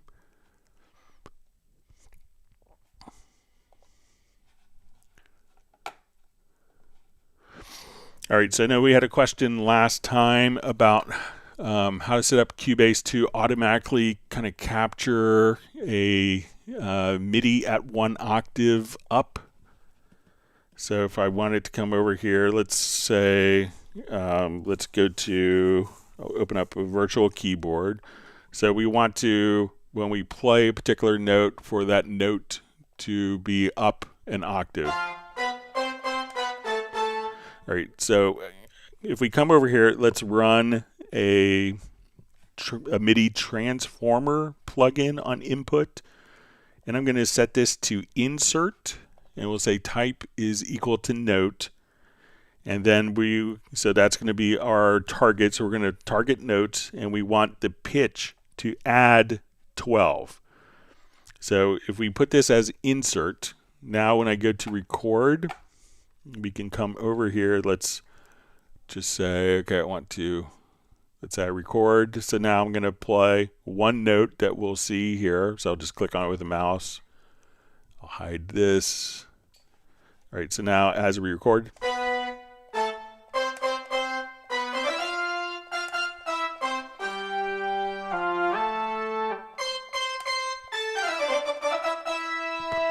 all right, and now when we go to look at the MIDI event, we can see that we're going to have the octave doubled.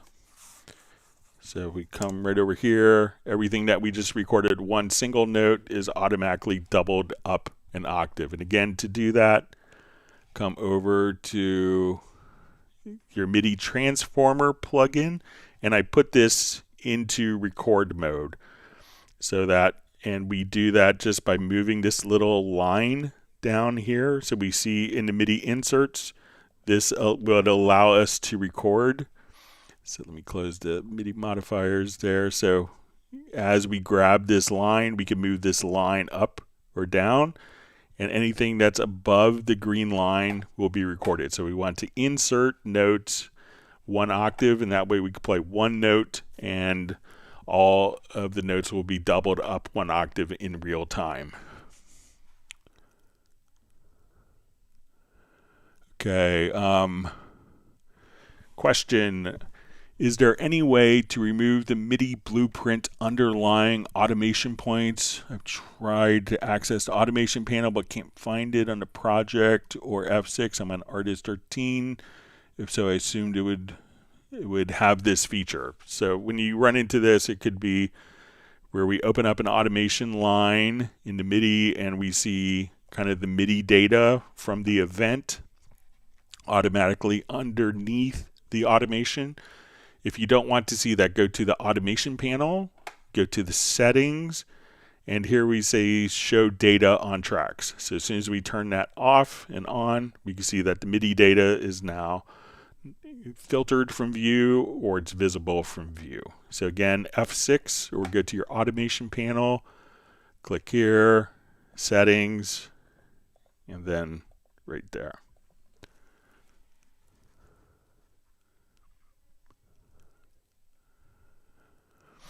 All right, we have a question. I have an issue with the template in Cubase 14.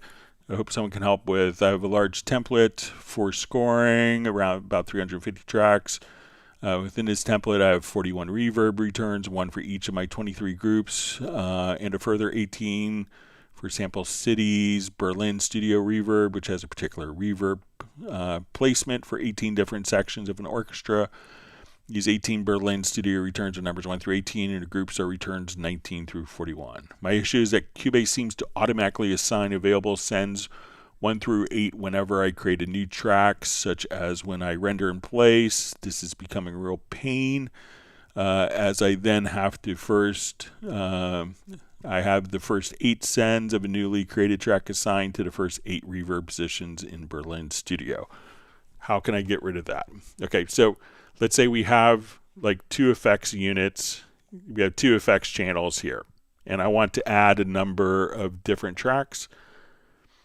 Okay, so when I go, and there's a preference for this. So let's go to your preferences or settings, and we'll go to VST, and we'll see this little option for connect sends automatically for each newly created channel. So I have 2 sends. I'm going to add some channels.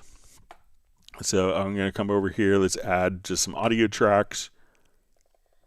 So we'll add 5 audio tracks. We go to our MixConsole. We'll open up our sends. So it doesn't turn on the sends, but now we can see that those 5 tracks that we added, those reverbs are kind of automatically routed. So if I wanted to disable that preference, we can go to the settings. Let's uncheck connect sends automatically. And now when I add additional tracks here,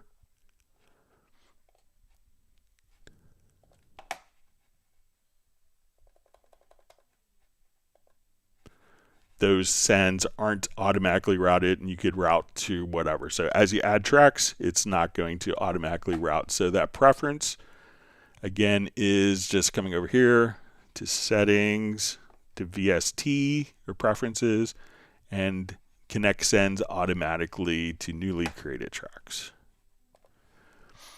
Okay.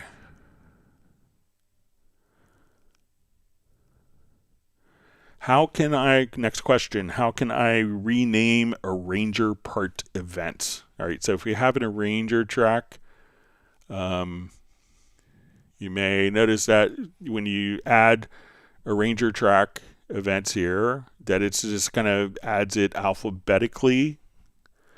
But if we wanted to assign a name, the trick is you want to hold down the Option key and double click in the arranger event, and then you could type in names for the arranger tracks. So it could be like the name of songs or verse, chorus, whatever you want to do with that. Then you could see those names automatically reflect. Okay, next question mailed in. What's the best way to slow down macros? I tried a bunch of macro configurations and combinations with the Project Logical Editor, but I can never get consistent results. What should be an easy succession of commands that often ends up tripping? All right, so if you have to, sometimes when you're running a macro, there could be something that needs to happen before the next step. And sometimes a macro can execute the command so quickly. So what I often do if I need to kind of add like a little bit of space for a command to actually occur, what I tend to do in the macros is just kind of add like a buffer in. So I would, let's say if I needed to add a step here between, like for the track versions to come up. So what I would do often is I just come over here and I would just say, let's open. So let's say open transport panel.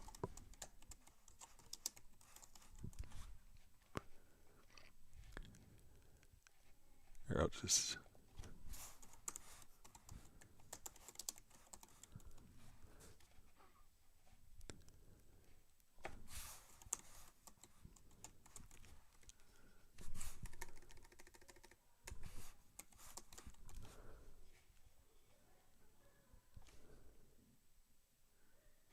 All right, so I would just come over here and I would just add that command twice. So as you're running the macro, say, okay, we're going to copy, we're going to delete. Then we need a little bit of time. We open the transport panel, close the transport panel, and then go to the next step to execute that particular setting right there. So try, if you need to add space in macros, just try to open a window, close a window really quick. And it'll just go by so fast you won't even notice that it happened. And the transport panel is pretty easy. It's fast. And if you need more time, you could just open, close, open, close, open, close until the next event occurs. All right. Next question. I'm using Cubase Elements. I'd like to know how to make the nudge movement smaller. I'm trying to correct phase issues. When I press Command arrow to select a track, it nudges in large increments. I watched a video online, but I don't have the 3 dots to select from, as in the vid, to correct the size of the nudge movement. All right, so if we need to nudge a particular event at a higher resolution, generally the nudge will be based upon the actual, by default, it's usually like set to kind of a quantize value. So let's say I want to nudge this particular event. All right, so when we go to nudge, and we could just use the, control or command plus the left and right arrows like this. All right, so right now when we nudge, I'm nudging by bar. So, but if I say, okay, let's nudge by beat, or I want to nudge by using the quantized value. So let's say I want to nudge by 64th notes. So now when I nudge, we can nudge by 64th notes. Now sometimes you may be in bars and beats and you want the actual nudge to be in like milliseconds. So if you have the nudge panel open here, we could just see that we have this like link to grid, but I could also say I want to nudge by seconds, and my time value now, I want to nudge by 10 milliseconds. So now if we zoom in and I want to nudge, I could just have the nudge value in a completely different time format. So if you're working with like phase issues, you could do 1 millisecond, you could do down to the sample level and just kind of nudge independent of the project timeline. All right, with that, we are just about out of time. I want to thank everyone for all the great questions. Sorry, we had some questions left over. We'll get to some more questions on Tuesday. I want to wish everyone just a fantastic weekend. We hope that everyone stays safe and healthy. We look forward to seeing everyone next Friday. I think we'll be doing, on Halloween in the U.S., we'll be doing our Zoom social meetup. So it's a great way to meet people on the Club Cubase live streams and actually get to know each other. I want to thank everyone for all the great questions. I hope that everyone's learned a new tip or trick. And with that, we will go ahead and wrap up. Please stay safe and healthy, and we'll see you back on Tuesday. Goodbye.